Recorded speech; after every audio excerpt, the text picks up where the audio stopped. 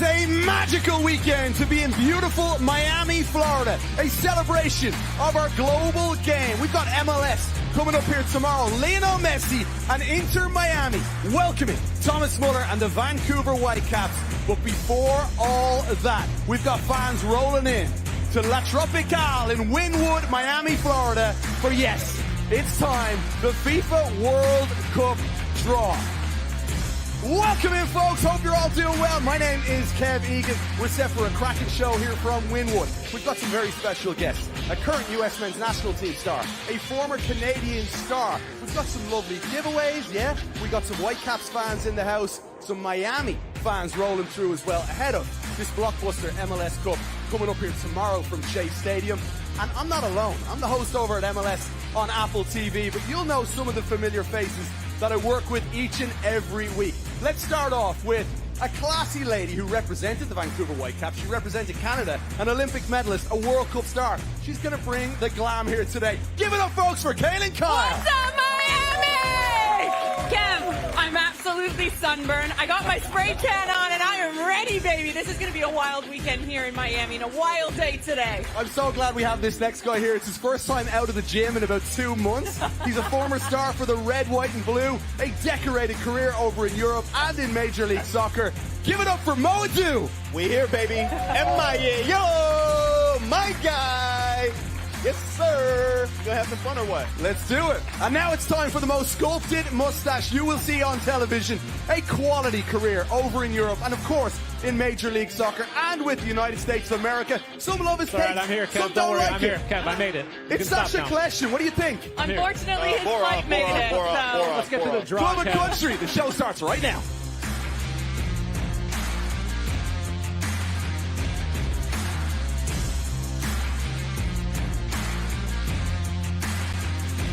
Miami, how we doing, folks? It's great to have you all here ahead of the FIFA World Cup draw. My name is Kev Egan, alongside Mo Edu, Sacha Kljestan, and Kaylyn Kyle. Who's most excited to hear from Mo Edu? Can we hear from you? Mo Edu, anyone? Hey, don't be shy, don't be shy. Blah, blah, blah, blah, blah. How about Kaylyn Kyle? Anyone? Come on, Vancouver. No. Whoa, There we go, Miami. Anyone? Any Sacha Kljestan? Boo! You suck.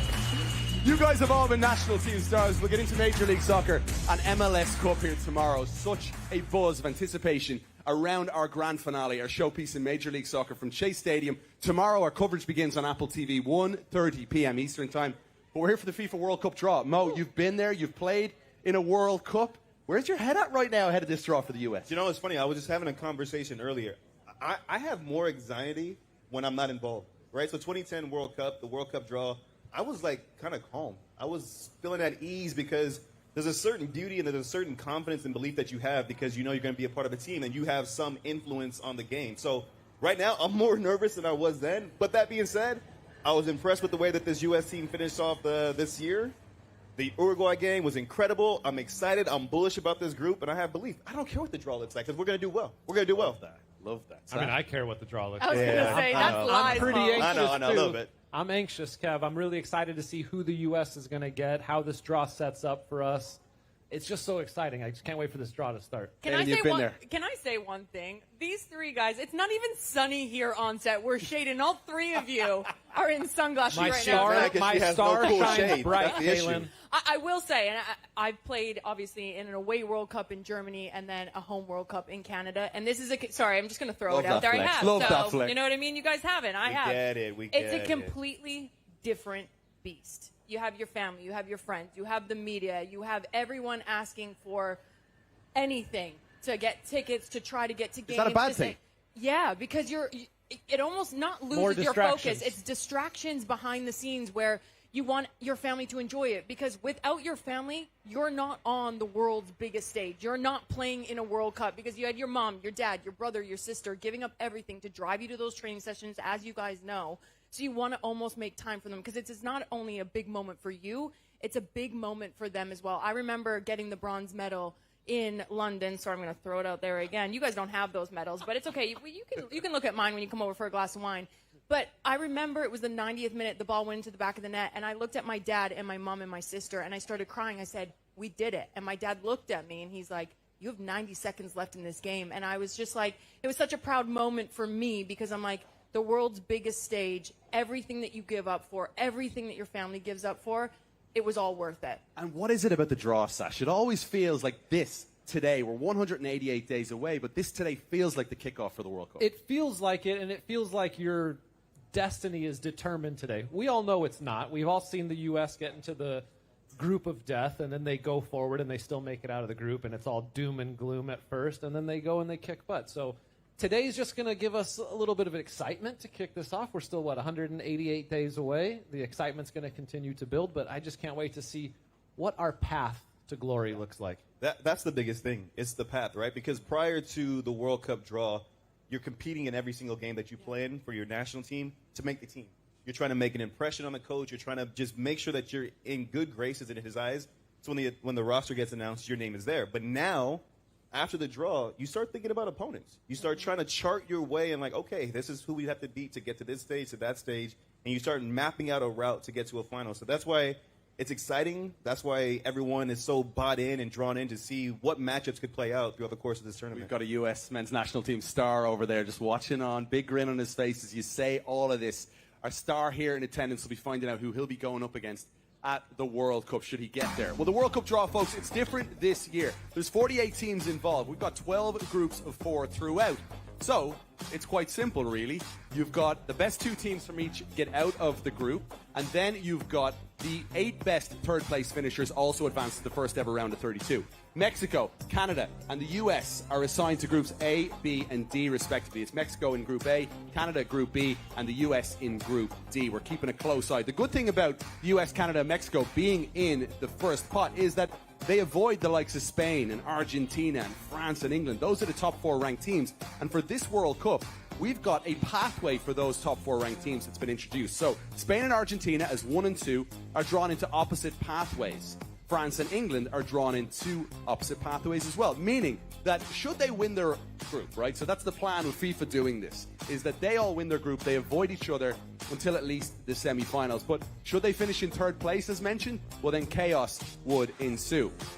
UEFA, the only confederation, can have more than 1 nation. That is because there are 16 teams coming in from UEFA, and there are only 12 groups. All right, we are watching along on Fox Sports as we are here today at La Tropical in Wynwood, Miami, Florida. So a huge thanks, by the way, to all the great staff here at La Tropical. Give it up for them, folks, hosting us here today in Miami, Florida.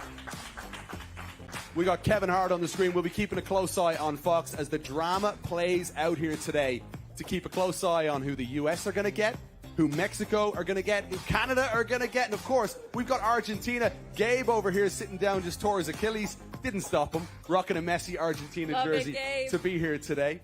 I mean, Mo, how much does it help the US avoiding Lamine Yamal in Spain, Messi in Argentina, these top nations being number 1 seed? Yeah, no, it helps Argentina, it helps Spain, it helps England to avoid the U.S. is what it really comes down to. But no, honestly, the amount of times that we sat back during other World Cups and we're like, ooh, I wish this game was was a later stage game, was a semifinal game as opposed to a round of 16 game or a quarterfinal game. So I like it. The caveat to that is these teams still need to win their games. Upsets can still happen, and so take a look at pot 1, and there's some great teams in that pot, and it's great for the U.S. and Canada and Mexico to be involved in that mix. Yeah, so it's the top 9 seeded teams around the world. Germany just about sneaking in there. And then you've got Mexico, the U.S., and Canada. So you're looking at major names there, all involved. But now when you start looking at pot 2, Sash, we've got some big nations here, the likes of Colombia. Who stands out for you? Well, I think the biggest team in pot 2 that I would want to avoid is Morocco. Yeah. I think they're the best team from top to bottom in pot 2, but you've also got some very good teams in Colombia. And a dark horse team, in my opinion, at this World Cup could be Senegal, who really breezed through qualifying in Africa, which is one of the most difficult confederations to qualify in. They didn't lose a game in qualifying. They've got top to bottom quality, great players on their roster. But honestly, any team you pick up in pot 2 is going to be a difficult match. Okay, as for pot 3, there's one name that stands out to me, and there's a lot of quality here. By the way, great to see Scotland back at the World Cup, doing it in dramatic fashion. What about Erling Haaland, Martin Odegaard, and Norway? Perfect in qualifying. This is the best part about this World Cup. It's an expanded World Cup, so more teams were able to get in. So the likes of a Norway, this is a team that I would not want to meet. I have Erling Haaland being maybe potentially one of the top scorers in the tournament. Oh, wow. Big take there, Kay. I 100% The man who scored do. 16 goals in qualifying. Oh, Captain Obvious over here. Wow. No, I do, though. I just think Norway, they're a well-balanced team. They got in defensively. Mo's chuckling over here. Mo, zip it, all right? We'll get over to you in your sunglasses in just a moment. But I just think this is a team that's going to be very difficult, especially in the group stage. All right, and as for pot 4, this is where we hope. Is there anyone that's remotely from Ireland in attendance aside from? Yes! Hey, where are you from? you? You're from Dublin. Whereabouts? Crumlin. Fair play to you from Raheny. Top man. Got to get you down here in a moment. You're from Haiti? Buffed it Dubs. No, from Dublin. Raheny. So Ireland could be in that pot. Obviously, a long way to go there. We're going to keep an eye on this one. But this is where the Dreamers are in pot 4. So Cape Verde, Curacao. We've got Haiti back at the World Cup. Jordan there for the first time. New Zealand from Oceania. And then the playoffs that will take place in March. Italy could be in pot 4. So Italy could form a group of death here. That's one team, you absolutely want to win. Yeah, give me, let's see. I don't really want Ghana because although I don't think this is the strongest Ghanaian team we've ever seen, Ghana, we seem to always find ourselves in a group with Ghana, but give me Jordan. You know, give me a debutante. I'm okay with that. Who would you want from pot 4? I think New Zealand is the shout for the United States. Is of the teams that have qualified already, that New Zealand would be the team that I would feel confident the U.S. could beat at the World Cup easily. The one thing when you look at the World Cup, everyone always goes, oh, the group of death. Oh, that's an easy group. Anything can happen at a World Cup. It's the biggest tournament ever. It's bigger than the Super Bowl. Sorry if there's any football fans in the crowd. It is. It's unbelievable when you look at this. And I go back to 2022 in Qatar, and you look at Saudi Arabia knocking off Argentina, and then Argentina go on to win the World Cup. Anything can happen. This is what these players work so hard for. Let's get the thoughts of some people in the crowd here. What about Gabe? What about Argentina? Who do you want to see them avoid here in the draw? Norway. Ooh, that's a good one. See, Gabe's on my wavelength. I like it, Gabe. Norway. Anyone else there at the table want to contribute? Who else do you want to avoid in the World Cup draw? Or is there anyone you absolutely want to get? And for what reason? If Italy end up in pot 4, definitely want to try to avoid them. Speaking of Argentina, yeah. You don't think you could take Italy in this current state? We could, but it'll be tough. Italy's always tough no matter what. Mm-hmm. I feel like Italy is... We're all in love with the Italy of the 90s and the 2000s. Are they washed up Hollywood actors like the LA Galaxy were? They're washed. They're still a good team, but they're not the same. Like the what? Repeat that. I don't think everyone heard that clearly. Do you remember Sash said that the LA Galaxy were washed up Hollywood actors and then they went on to win MLS Cup that same season? So He's not allowed back in the stadium. Oh, wait, we got a board here. Hold on. What is this? Italy doesn't qualify. Yeah. Wow. And that's coming from a Man United fan as well. Ben. Yeah. My boy Ben. Italy didn't make the last two World sunglasses. Cups. Hey. Yeah. I'm all in. I'm all in. Italy failed to make the last 2 World Cups. Italy have to get by Northern Ireland and likely Wales to get there. Sash, that's not easy. No, it's not easy. But every qualifying group and path in the final round of European qualifying is going to be tough. It's going to take 2 very good games to get to the World Cup. So no easy path. You think they do it, though? I do think Italy wins their group. I'm not sure. Why do you think Italy won't qualify? I think Italy had it easier to qualify on the last 2 times that they didn't qualify. On this one, it would be, on paper, it could be harder. So I don't think they'll qualify this year again. Okay. Are you in line with Gattuso when he criticized where Italy are at right now in terms of only losing 2 games, and right now they find themselves in this perilous position? You can't find yourself this late in the stage, right? You're like right at the end. You're right about to make it. You have to have everything settled down already. Yeah. Right. You can't come already just praising someone that doesn't have the results, that hasn't given you the results. And if he doesn't give you the results, then it's the 3rd year in a row for a country that's apparently top 5 biggest countries in the world, biggest countries in the world, right? They have 3 World Cups. Only 8 nations have won the World Cup, exactly. and they're all major powerhouses. You just want to switch spots with me. You can come here as the analyst. I can sit there and I can have a To be fair, we wouldn't mind that. We would not mind that. that. Come on up, Ben. Hey, wow. Okay, but this is a group of Canada fans, right? You guys are from Canada. I asked them earlier who they wanted to avoid. A couple of them said Colombia. Yeah. They're also Colombian-Canadian, correct? So then they don't know who I'm to partly cheer for. Italian. That's why I'm speaking from experience. I would love them for them to qualify, but I just don't think we will. I don't think we have the squad to back it up. I don't think we have to... You don't think Gattuso has ignited something in this group? No. Okay, Really? if Italy qualify, who goes farther in the tournament, Canada or Italy? Depends on the group. If they're in the same group. Don't sit on the fence. No, if they're in the same group. How about that? Hypothetically speaking, I think Italy might make it a little farther depending on who they get. Wow. So you're Italy. Italian I at might heart. have to kick you Italy. out of Canada. Who is in a better standing right now? US, Mexico, or Canada? If you had to rank them for you, 1, 2, 3, and I know you guys are coming at it from a Canadian perspective, but be honest here, where do you think we lie? Coming from a Canadian culture, I genuinely think we have the least So that's expectations it's for a the outside non-starter world. with that statement. Yeah, he's sitting on the fence here. It's a non-starter. See it this with way. that. Look, see it this way. Pod A. We're the country everybody wants to get from Pod A because everybody looks at us and they're like they have no experience. North American soccer is not existent. Canada doesn't get anything. CPL is growing, and I think we have a great shot at doing it because we're gonna be the underdog, and we can definitely get there. So you have Canada 1? Is that what you're saying? No. Oh, so what's your ranking? 1, 2, 3. I do. Canada's my number 1. Yeah, probably Canada, Mexico, and the U.S. US is third? Yeah. Hey, Mo. Mo. Well, stop laughing, man.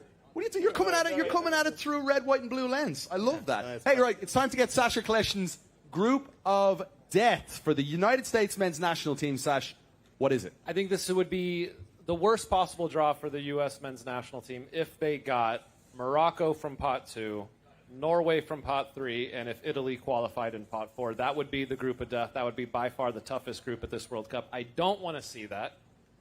I do think we could still make it out of that group, but this would be very, very tough. Do you honestly think you're making it out of that group? Yes. I think you're maybe third in that group. Okay, but third, Let's Make it third out, can okay? still get you That's out. a possibility. The top 8 third-place teams qualify. What scares you about Morocco? Top to bottom, they're a very good team. They're Hakimi's one of the best players in the world, let alone right back in the world. They've got experience now in a World Cup, and they have belief, and they play together as a team. That they're just very, very strong. All right, let's check in and find out a little bit more about the draw from the ground at the John F. Kennedy Center in Washington, D.C. Our pal, our colleague, Taylor Twellman. Kevin, we're moments away from what is the most anticipated World Cup draw ever. Could you have picked a better scene? The nation's capital, snow coming down. This is going to be something special. Now, over my left shoulder is the red carpet. We've seen Tom Brady, Shaquille O'Neal, Aaron Judge come through. We've also seen Thierry Henry, Ruud van Nistelrooy, Dunga, among many others. But I've been here for the last 3 days, rubbing elbows from everyone around the world, listening and trying to take in what are the biggest concerns. Now, it's crazy to think 30 years ago this was the largest attended World Cup still to this day in 1994 in the United States. And now with the likes of Mexico and Canada, this will be the biggest World Cup ever. Now, it's no longer 32 teams, it's 48. Why do I bring that up? Because everyone's talking about these two things. First and foremost, Argentina, Spain, France, and England, the top 4 teams in the FIFA World Rankings, will be protected of some sort in the way the draw goes out for the American sports fan, similar to a #1 seed in the NCAA basketball tournament. But 2, and it caught me by surprise, a lot of people around the world, they want to avoid Canada and Mexico's group. Why is that? Travel becomes a huge part of their group stage play. But for the United States, there's a ton of excitement. There's also a ton of angst and anxiousness because a lot of people remember in 2013, World Cup draw, we were in Kansas City for MLS Cup the following day. And there was a lot of groans. Portugal, Germany, and Ghana were pulled out of those ping pong balls. How'd the United States do in that group? The next 26 weeks is going to be something special, and we're going to get a lot of answers of what that looks like. I'm going inside, and I'll see you guys a little bit later. Love it, Taylor. It looks freezing over there. Isn't it lovely in Miami right now? It's gorgeous here. We're here today at La Tropicale in Wynwood, Miami, Florida. I can still kind of remember the sensation when Brooks scored. Like those moments that will live with us forever watching these teams at the World Cup. It's time now for what we call, folks, Mount Rush Mo. Right? Where we dive in. My favorite segment. Yeah, this time what we're going to do is your favorite World Cup host cities. Yeah. This is you, Mo. This is the Mount Rush Mo for 2026. Obviously, Miami and Vancouver will be host cities. For you, who are your favorite? You've got to pick those two, right? Well, the obvious, let's just make sure we clarify that this is Mount Rushmore. These are my cities. These are the reasons. These are the cities that I'm excited about seeing. So let's start it off by saying Atlanta. Atlanta is going to be incredible. Love that. This is the new home of the U.S. Soccer training facility, the Arthur M. Blank training facility down there. Good food, good culture, good music, good vibes. And WSL on the way? WSL. That's your home city now? Yeah. So Atlanta's got to be in the mix for sure. Listen, we have Vancouver Whitecaps in the MLS Cup final, right? So, and they're also a host country. So I'm going to pick a city from Canada. And naturally, right, I'm going to pick Toronto, right? Toronto, because this is where I started my career. Toronto, one of the most multicultural cities in the world. You just like the nightlife there. Let's be honest. The nightlife, the entertainment, everything about Toronto just screams that they're ready to host a World Cup. So definitely Toronto's in the mix. So far, hold on. You're just picking cities that you could have a night out in. You see what the segment is called? Mount Rushmore. Okay, so after the game in Toronto. Also, you look 10 Where are we times going? better in that photo. We got a lot of places we can go. We go Where's to my the boy's spot? restaurant, Miss Lickmore, get some food. Listen, I got a few spots. Hey, I'm gonna clamp down on this because you guys are right. The spots in Vancouver, elite. Compared to Toronto. What are you talking about? I'm talking about Vancouver. I'm just saying. He's talking about They're talking Toronto. about, even Vancouver people are saying Toronto. Hey, just pretend you said Vancouver. All right, Okay, moving on. Now, the next one might be controversial, being that I'm American, but respect has to be given where respect is due. Mexico is also one of the co-hosts of this World Cup, and Mexico City, Azteca Stadium, it's a hell of a venue. Yeah, it's a cauldron when it's filled with fans. It's actually, from a Mexican standpoint, maybe more pressure on their national team when they play there, but what a venue it is. Mexico City as a city as well. I think it's like they have 2 of the top 50 restaurants as well. This Mo doing some research. Yeah. Wow. So listen. Do your research, Mo. Actually open the computer. You got to start one day. I thought today might be a good day to start. Michelin star Mo. Michelin star Mo. And listen, we are in Miami, right? How many of you guys are from Miami? Go. Yeah? We got some Miami fans in here? So it's only right? It's only right that I save the best for last. So it's pretty obvious who the last city is, right? What would you say it is? Say the last city. Miami, That's right? right. Yeah. Let's go. So the last city on my list is none other than LA, baby. Let's SoFi go. Stadium. Let's LA, go. the best city in America. Sorry, Miami. Miami, yeah, it's a good spot for some nightlife, but LA just offers everything you can want. First of all, Hold on a First of minute. all, first of LA all, the first best of all, city in first- America? first of all- MetLife, New York. Are we kidding me? slow down. First of all, SoFi Stadium, incredible venue. LA has everything and more that you can want on offer from a host city, from the people, the extracurricular activities, the restaurants, the entertainment. You got a little bit of everything there. So those are my top 4. Fight me if you want. Mo, you and I are from California. So you better agree. So we know SoFi is going to be on the list. Yes. But New York is the best city Over in the who? world. Over who? Is the best city in the Over world. who on my list? Atlanta. Stop. No, it. the Stop Benz. yourself. I Stop will say yourself. the Stop Benz is yourself. like it's a state. Like You would Kev's take MetLife smiling. over He loves Benz. the That's why the final is in You New would York. take you would take not in MetLife over Benz. Atlanta. You were sitting here telling me that you were going to choose. You would have chosen Dallas for the final city. What? Yeah, that's what you said off camera. Are you crazy? That's what you told me. All right, we need to get some thoughts on this one. Who wants to give their opinion on Mo's top 4, please? Yeah, take it away. Who's got the microphone? We need a mic. You want my mic? Here. You can shout it out. Nah, take my mic. You know what? It's my top 4. Just jump off the Yeah, I'm side gonna there, jump Mo. off. Like if I get hurt. Oh, man, he's going to do his Achilles. There's the ACLs. Talk to me. Remember when Mo hurt his knee eating dinner? I think Toronto over That's true. Vancouver is diabolical. Why? Like, you've been to Vancouver a bunch of times this year, no? Culture-wise, Vancouver is a very multicultural city. And I mean, like, you got to think about the actual games as well. BMO Field is a bad stadium. It's a bad stadium. Yeah. What's bad about it? It's always windy. Yeah, it is actually very windy. It's always cold up Like, there. compared to BC Place, it's just bad. I got a lot of love for Vancouver. A tremendous amount of love. Doesn't for sound Vancouver. like it. I do. Listen, I've been I in doubt Vancouver it. a lot this year. But I lived in Toronto, so I'm a little bit more immersed in what Toronto can offer. So give me your top 3 things about Toronto, about Vancouver beyond the stadium. Beyond the stadium, I mean, Gross grind. food's great. Gross grind. The food's great. Like, you've got a bit of everything, right? And just in general, the culture.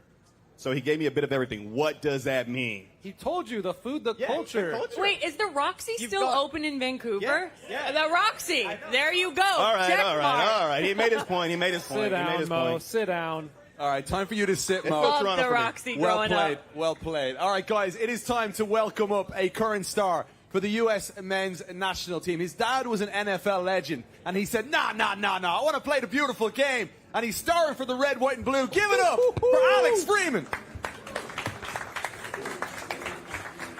Orlando City's Come on, own. Alex. My guy. What's up, bro? Good? What a legend. Joining us here live on Club and Country, getting set to find out who you'll face at the World Cup. Alex, you are living a dream. This year has been a dream for you. And here you are on the precipice of the World Cup draw and potentially finding out who you could be facing. How are you feeling in this moment? I'm feeling good. Obviously, emotions are high. You know, I feel like it's something that I wasn't expecting this year. You know, but just to be able to be in this position is just something that I'm always grateful for. You know, be able to play at your hometown is something that you can't really do often, or at all. Hold the mic up there closer just so we can hear you loud. What did you make of Sacha's group of death when he put up Morocco, Norway, and Italy? Yeah, I feel like that group is it's a test. You know, it's a possible test for us. You know, obviously we wouldn't prefer that group, but you know, I think for us it's just whatever team we come up against, just to be fully prepared for it. And finally, here on this one, Mo's favorite 4 cities, right? Mount Rush, Mo. Yeah. I mean, cut it apart, please. What do you think? Yeah, Toronto. I feel like Toronto and Atlanta. I feel like he's more of a partier. I think so maybe in party cities. You know what I mean? I can feel that. I don't know. I just have that kind of vibe from him, but. But Tell me about our night. No. I picked those 2 cities because I was tasked with picking cities that fans from around the world would enjoy themselves in. So I thought, you know what? These are 2 cities that fans would enjoy themselves in for various reasons, not just the parties. No, so basically he's solidifying what you just said. That Yeah. Those are the best Yeah, nights he basically out. agreed with what I said. Yeah. Yeah. But to that Well point, done, man, Mo. then what would be your top 4? I think obviously for me, I think Miami. I think because I'm from Fort Lauderdale. Okay, so So there's it's a close to bias. home. I feel like that's There we also go. something that I would for sure pick. Put on for his city. Yeah. I think I would pick somewhere. LA. It Yep. You would have picked LA. No, honestly, I would pick somewhere like Ohio, like Columbus or Cincy, just for the fact that I think more U.S. fans would come out. You know, I think it would be Ooh, I like more like a home that. game. Yeah, but they're not part of the World Cup, Alex. So No. No, but he's saying if saying you Midwest. could have a He's whole saying city, I Midwest. like Fair that. I don't enough. mind. He's saying Keep your Midwest. stadium bounces. Yeah. When I had Diego Luna, I was talking to him maybe like 2 weeks ago, and he was saying inside the locker room, we were like, who's the best dressed? Who's the worst dressed? Who's the funniest? He said Sebastian Berhalter is the funniest guy in the world. Can you agree with this? Is he that funny? He's pretty funny. I'll give him that. But he's more like a clown. You know, Oh, he's a clown. He's So always he's like joking. Mo. So the joke is Yeah. on. Huh? The joke's on him. Yeah. We're laughing at him, not with him. There you go. All right, is there one team in this World Cup draw that you dream about playing against in the World Cup? Honestly, you know, I think we want a big team. You know, maybe a team like Portugal. I feel like for me, you know, obviously being MLS, we played against Messi. You know, but what about Ronaldo? You know, playing against him and be able to play against another great. Who's so. better, Ronaldo or Messi? Messi for me. There you go. Smart man. Smart man. I got a question. This is a little bit off this sphere of World Cup, but at the All-Star back in Austin, right? You did the passing challenge against speed. I know every time, I don't know how you guys feel, but every time I've had to play in some kind of competition against someone who's not from the sport or just an entertainer or celebrity, those are the moments where I feel like I have nothing to gain from this situation. I'm curious, what's more nervous for you? Playing when you played against speed in that passing challenge or starting against Uruguay in the last friendly? It's hard because honestly, like doing pass challenge against speed, like honestly, it's more pressure because if you lose to him, it's like he doesn't even play the sport. It's you know viral. what I mean? But honestly, I think playing against Uruguay was also something that it took a lot of pressure because it was like one of the bigger teams I ever played against. You know, and just be able to go and knowing I was going to start, it was just I think for me, I think that was a little bit more pressure. You know, than having fun with speed and All-Star game. Why'd you start that fight against Paraguay, though? Yeah, what are you thinking, huh? Hey, I was trying to get the throw, and he tried to grab the ball, put me in a headlock. I don't know what I could do. And then it was near the bench, and then after that, it was Your it was team over. had your back, though. We loved it. Yeah, you know Berhalter. You know him. He's and first Miles one Robinson. in. He's first one in. What's it like for someone like yourself? Like, you had a dad that played professional sport. Now you're one of the icons here in Major League Soccer, this young and up-and-comer. When you put on that American jersey, what's that feeling like? Because a lot of people don't know. It's very different from club to country. When you step out on the pitch, your foot crosses that white line, and then you're representing the United States. Yeah, I mean, it's an honor. I mean, to be able to just wear the crest, I feel like it's should be also something that you always never take for granted. You know, you don't know when's the last time you could wear it, you know, and obviously representing your country, you know, is something that as a kid you just dream of, but also something that, you know, as a kid you work towards. And I feel like, you know, now being able to get to that point, it's not only to stop the work, but to keep going, you know, and be able to let people know why you should be wearing the crest in the first place, you know, and why you should always be able to wear it. Like living in that moment, right? Talking about performances, especially for the national team, the Uruguay game, silly. It's just like an incredible game from the team, but from you specifically. When you look back on that, what makes you the most proud about your individual performance from that? Obviously, the goals might be that, but beyond that, like, what is something that stands out from that performance that says, like, this was my kind of one of my I've arrived type moments? Yeah, I feel like for me, something that stood out when I watched back at the game was for me to have that kind of confidence against a team like that. You know, me be able to express myself and do what I want to do. You know, I feel like in those kind of moments against those teams, some people get too passive, you know, get too contempt, you know, and don't, you know, play their game to the fullest. And I feel like in that kind of scenario, I was just able to do that and be able to just do what, you know, I've been trying to do all season, and just be able to play my game and just try to perfect it. So, yeah. So, obviously, we're here for the World Cup draw, but we'd all be remiss if we didn't talk about MLS Cup tomorrow as well. On that note, by the way, you were on This Is MLS a few weeks ago, maybe even over. Yeah, and you said, we asked you who was going to win MLS Cup, and you said, it's either between Vancouver or Cincinnati, and you picked Cincinnati. So with Cincinnati no longer in it, you're picking Vancouver tomorrow? Is that true? I am. I am picking them. Yes, I have to. Yeah. Talk to us. Why? Yeah, I don't know. Me and Sebastian were talking about it in the last camp, and I have a specific feeling about them. I feel like they have it all. I feel like their group are the underdogs, obviously, you know, being in Miami, but also just coming into this year. I feel like they've had an excellent year, and I feel like they have they're in form. They're in the best form they're in, and so is Miami. But I feel like for me, I think Vancouver has a set of players that are all together and just come as a team, and I feel like they just have what it takes to be able to win, you know, today. Or tomorrow. You disagree? Yeah.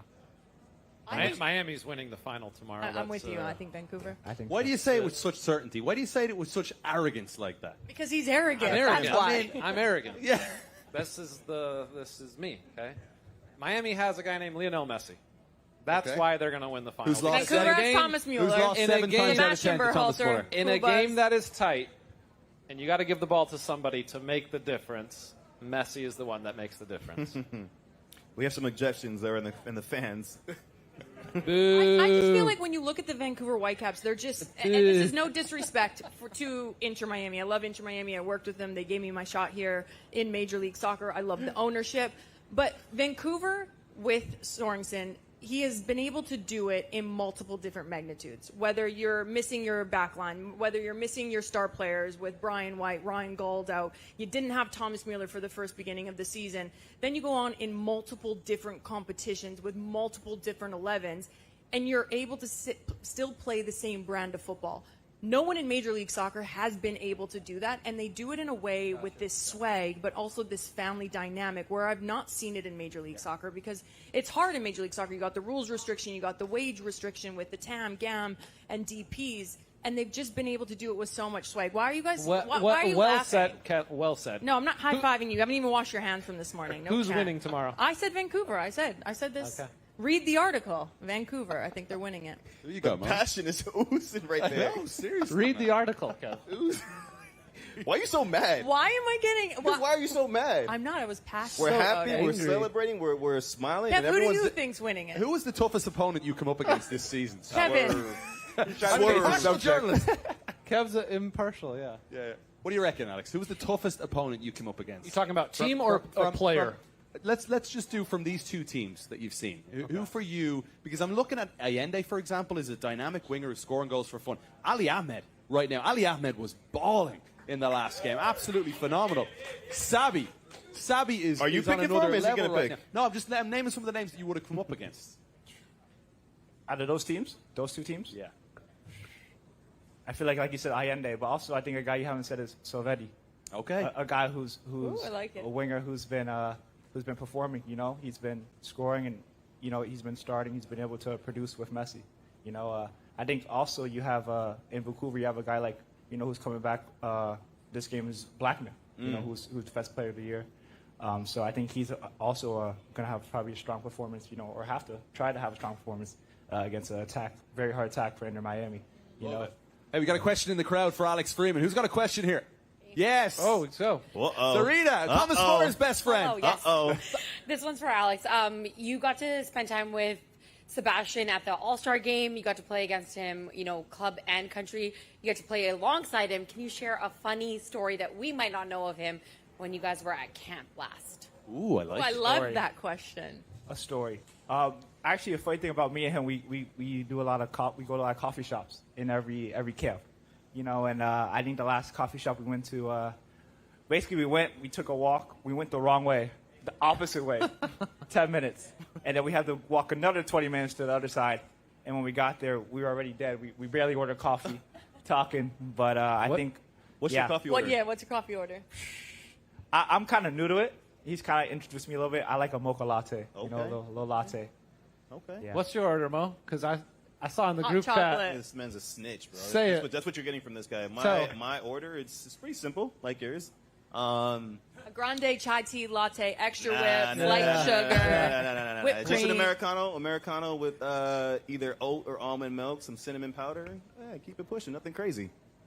Nothing crazy. Nothing crazy? That's crazy to you? With cinnamon powder on top? I gotta get some cinnamon in there. I gotta It's get good some for flavor. digestion, though, isn't it? I don't know, but I just gotta I get some think it flavor. is. All right, let's have some For fun with that Alex or sugar. Freeman, shall we? It's time to do a blind ranking. You know how to play this game, Yes, right? yes. A blind ranking, 1 through 5, of U.S. men's national team former stars. All right, we are going to start with Sacha Kljestan. 5. Yeah. 5 is crazy. The crowd are all saying 6. 5. 6. Where would you put Sacha? Not on the list. Honestly, I'll put him 4. Oh, that's Okay. really nice of you. All right. Yeah. Landon Donovan. Dun dun dun. I'll put Landon 2. Whoa. So he's saving it for I'm war. waiting for 1. Yeah, I'm waiting for All right. Landon's maybe, the maybe goat this for is me. the guy. Clint Dempsey. 1. One. 1 Hey. for me. 1. Yeah. Those are my. Already 1 and 2 are solidified. Why? Why do you like Clint better than Landon? I don't know. I don't know. I think I like watching Clint a little better. Honestly, I watch him. I think Landon's a fantastic player. Yeah. But honestly, I think I like Clint Dempsey a little bit better. To be honest. Good debate. It's a good I debate. just, it's just favoritism. It's a hard I think it's debate. just, It is. Mo, who you picking, Landon or Clint? Clint. Yeah? Yeah. Sash? Landon. Okay. Landon's number 1. You didn't even hesitate there, Sash. The difference for me in Landon and Clint is that they both finished as the all-time leading scorers for the U.S. men's national team, whereas Landon is by far the leading assist maker in U.S. men's national team history. He's 3rd in the world in assists. It's all about the stats, huh? It's not about stats. It's about what Landon could do. He could do everything. Clint's an amazing player. Take nothing away from him, but Landon, for me, is ahead. I think Clint's story makes it like that. Again, I'm a young girl from Saskatoon, Saskatchewan, where it snows 8 months out of the year. I had to move to Vancouver at a really young age. So I think Clint's story is just really inspiring, but both incredible players for their country. You guys are very lucky. So who'd you choose? I'm going to go with Clint. Okay, back to the blind ranking then. We've got 1 Clint Dempsey, 2 Landon Donovan. We've got 3 open and 5 open. In a 4 is Sacha Kljestan. Next up, Tim Howard. Yeah, that one's gonna have to go a little above Sasha. I'll put him 3. Put him 3. I'll put Tim Okay. 3. Remember Yeah. the 16 saves against Belgium. Oh, and ridiculous. finally, in at number 5, you've gone with Mo Edu in last. I should have known. It tracks. It tracks. Why would you do that? Why would you do that It's to the guy? because you Alex? party too much, he said. He knew that you partied too much. He was never focused, this Oh, guy. Alex, explain yourself. Alex, Mo Edu hold on last- a second. Hold on a I second. should've known. If you're a manager, you're a GM, and you're looking at a roster, you got 1 spot left in your team. Are you signing Sacha Kljestan or Mo Edu? Oh my God! Remember, You guys put me on the spot here. No. You Yeah, can put him on only the pick spot. one. This is going to determine how the rest Me of and the show Kev, me and goes. Kev are your That's all I'm coaches. saying. Head coach, assistant coach. You've got the finesse of Kljestan, the final pass, the extra pass, but you've got Mo Edu, who's a He's baller in vibes. midfield, Vibes connecting well. things, using that muscle that he's got. you could do like Both 40 incredible pull-ups. careers over in Europe as well. Who are you picking? You got 5 seconds. 5, Got a former Rookie of the Year in Major 4. League I'll Soccer. go Edu. 3. My guy! This is my guy! what I'm talking about. My bad, Sacha. My bad. Alex would get fired within one season because Mo would be only healthy for about 5 games. He'd be a hell of a GM. Hell of a GM. Sacha never misses a game. Well, look, you pick Sacha ahead of Mo in your blind rankings, so now you're giving him a bit of love. Ladies and gentlemen, give it up for Alex Freeman joining us here. Well played, Alex. Thank you. All right, folks, as we all know, tomorrow is the day, the grand finale, our showpiece in Major League Soccer. And I don't know if we could have asked for a better final. Lionel Messi and Inter Miami welcoming Thomas Müller, his kryptonite, and the Vancouver Whitecaps. It's MLS Cup. This weekend, everything is on the line. All rivals clash again. World champions chase one more crown.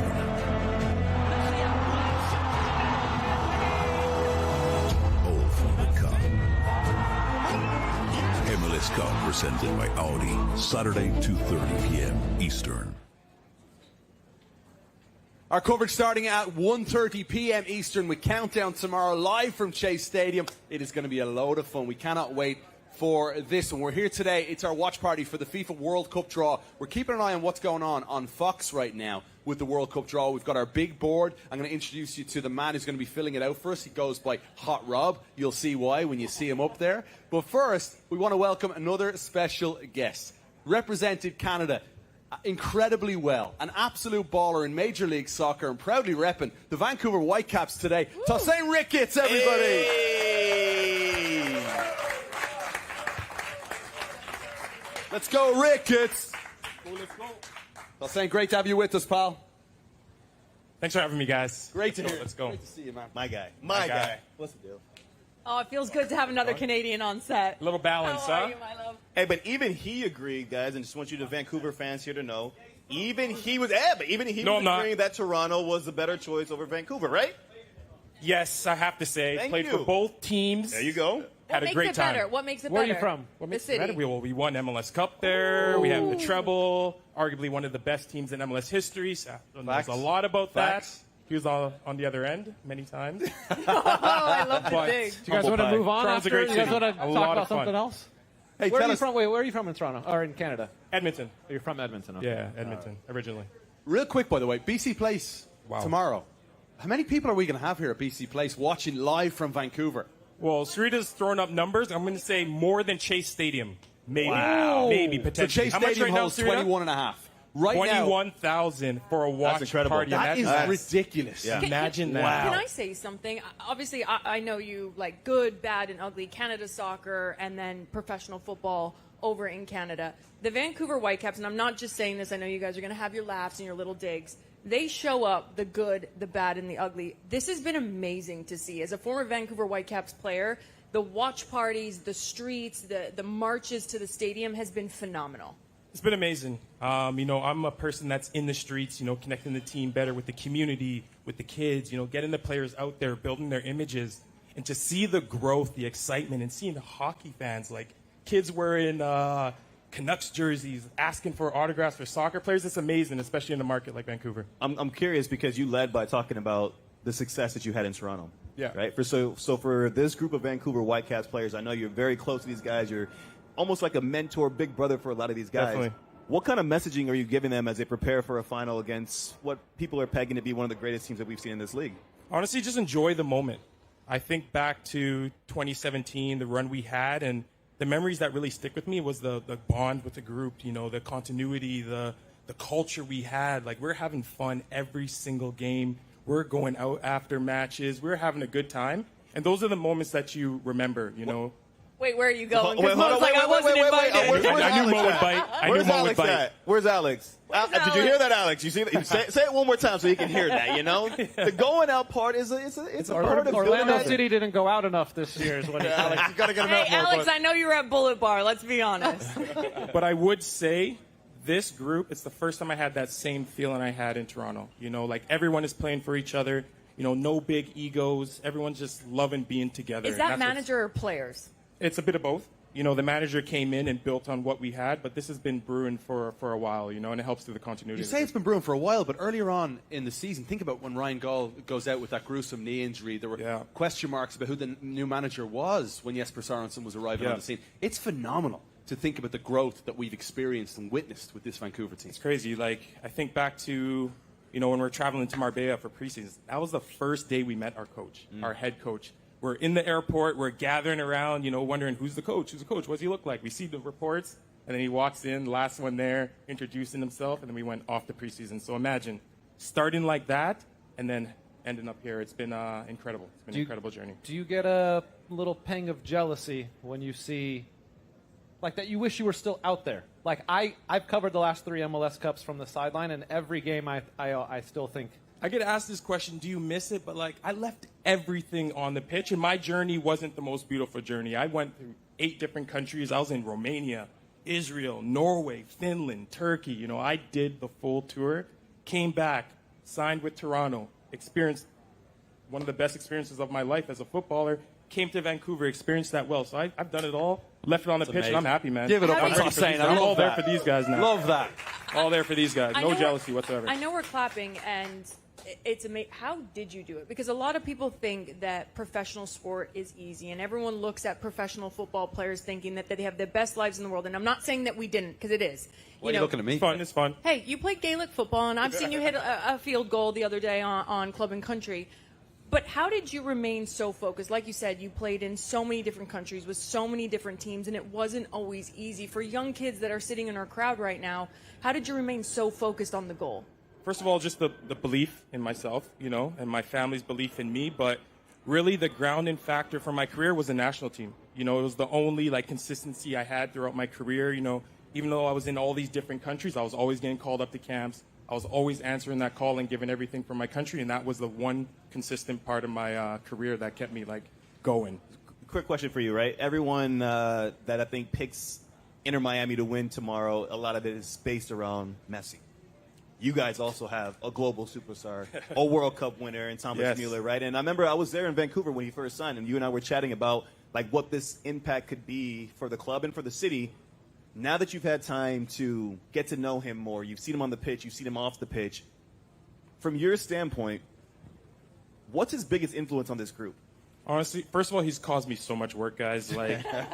Before he got here, the whole player engagement thing was easy. But since he, wow, this guy, he's active. But he's just a humble winner. He has this confidence, this aura to him. He's not afraid to call people out in moments and in a way that is constructive. And then he brings everyone together. First week he's in the group chat hey, you're trying to line up things. Let's go here, let's go there, let's do this, let's do that. And then message me on the side, Toss, can you do this? Can you do this? Can you do this?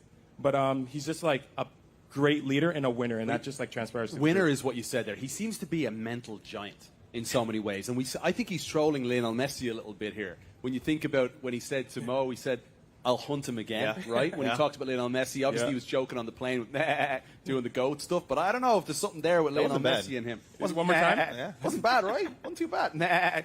Anyway, I don't know what you think about, but he's got this, you talk about aura and the winning mentality, but that is percolating throughout the group, isn't it? This winner mindset. Because no one predicted Vancouver would get this far, obviously. But now to Miami. Bradley Wright Phillips did. No, he didn't. He picked them 8th. He picked them 8th in the West, Bradley Roy Phillips. Nobody picked them higher than Bradley Roy Phillips, which is 8th. So it said a lot about what the wider public thought of where Vancouver would be right now. But the winning mindset to go to a place like Miami tomorrow and win the game, there's no doubt amongst your group, is there, that this is attainable tomorrow? No, confidence, supreme confidence, and it's been the same all through the season. We won the Canadian Championships. It was a subdued celebration. Guys were there's still more.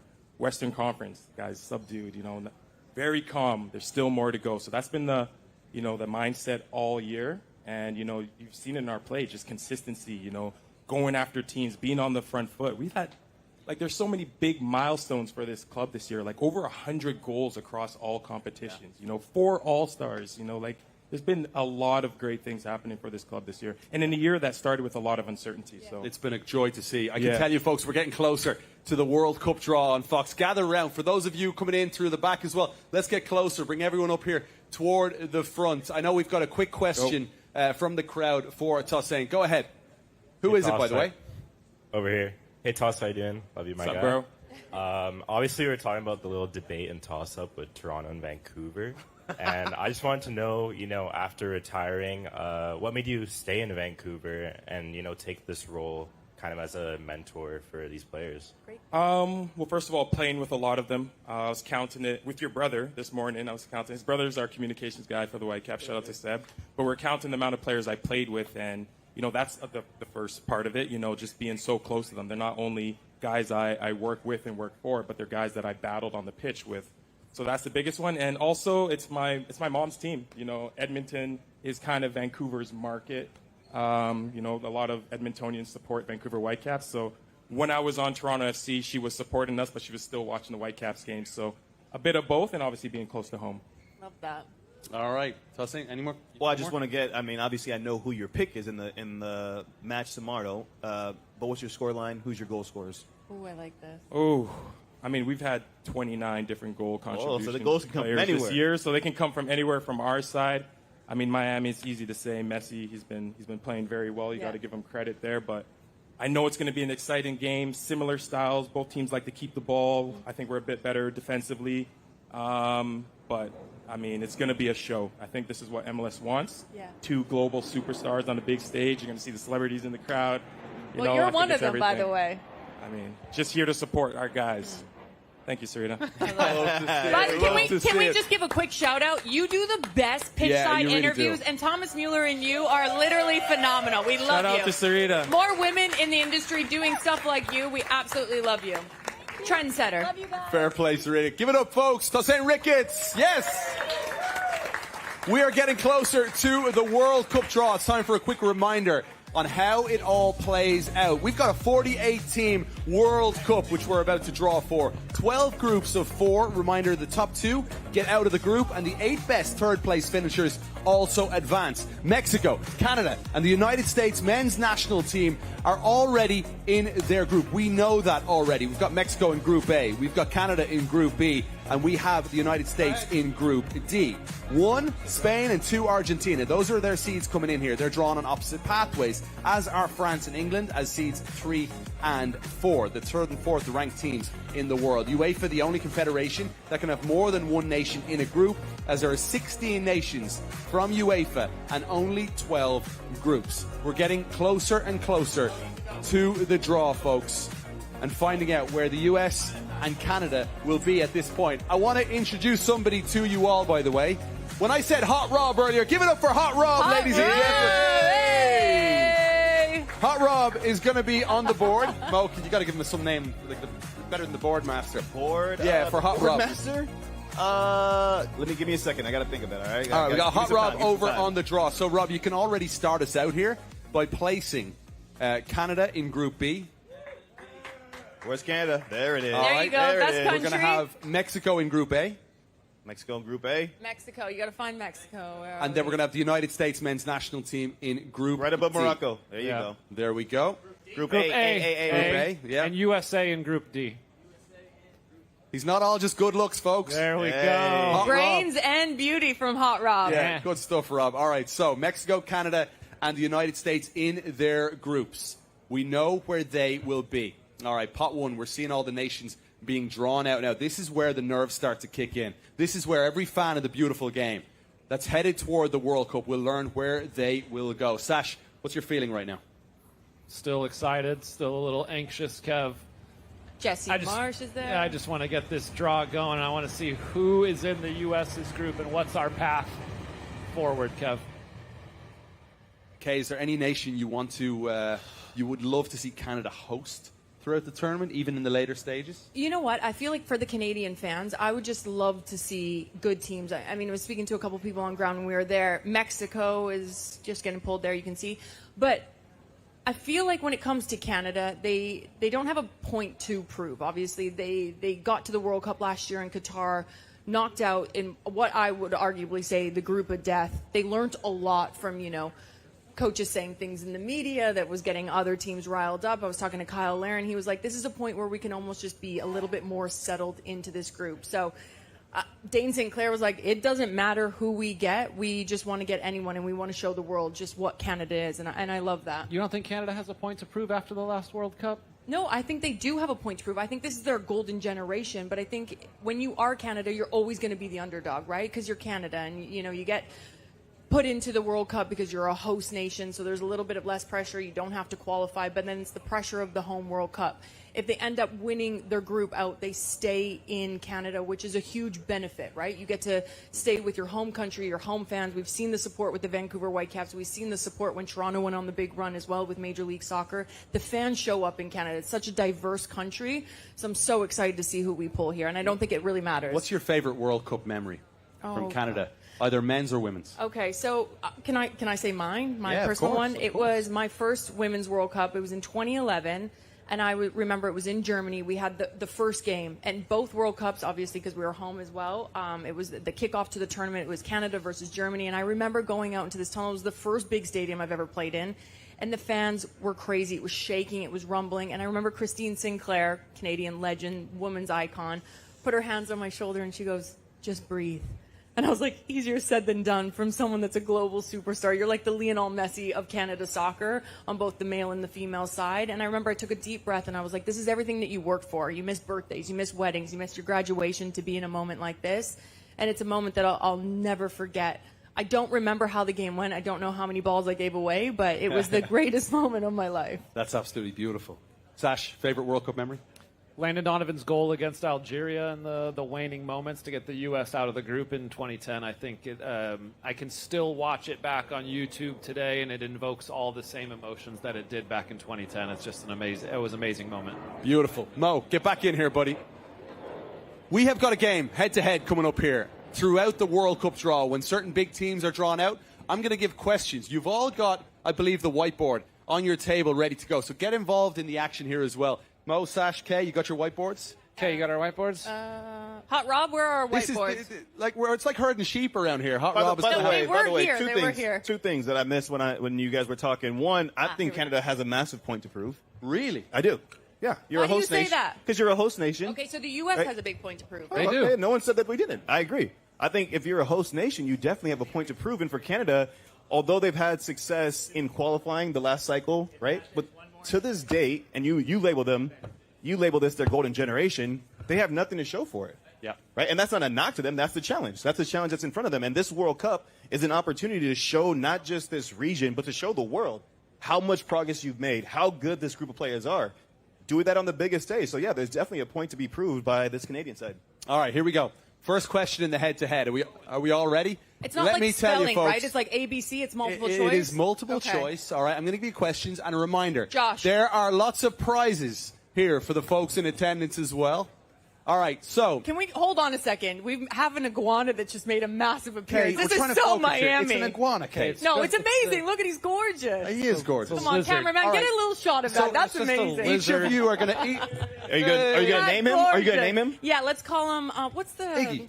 No, Leo. If anyone's seen the Oh, movie I've on seen it. I've Netflix, seen it. Yeah. Who's That's- booing? Get out of here. I mean, Leo's great. It's really creative. So you guys are going to pick one fan that you're playing with for this head-to-head. Oh, I don't have a fan. Who are you picking here? Hey, who wants to win a prize based on my man? There he is. Shout out your name for us, bud. Mayan.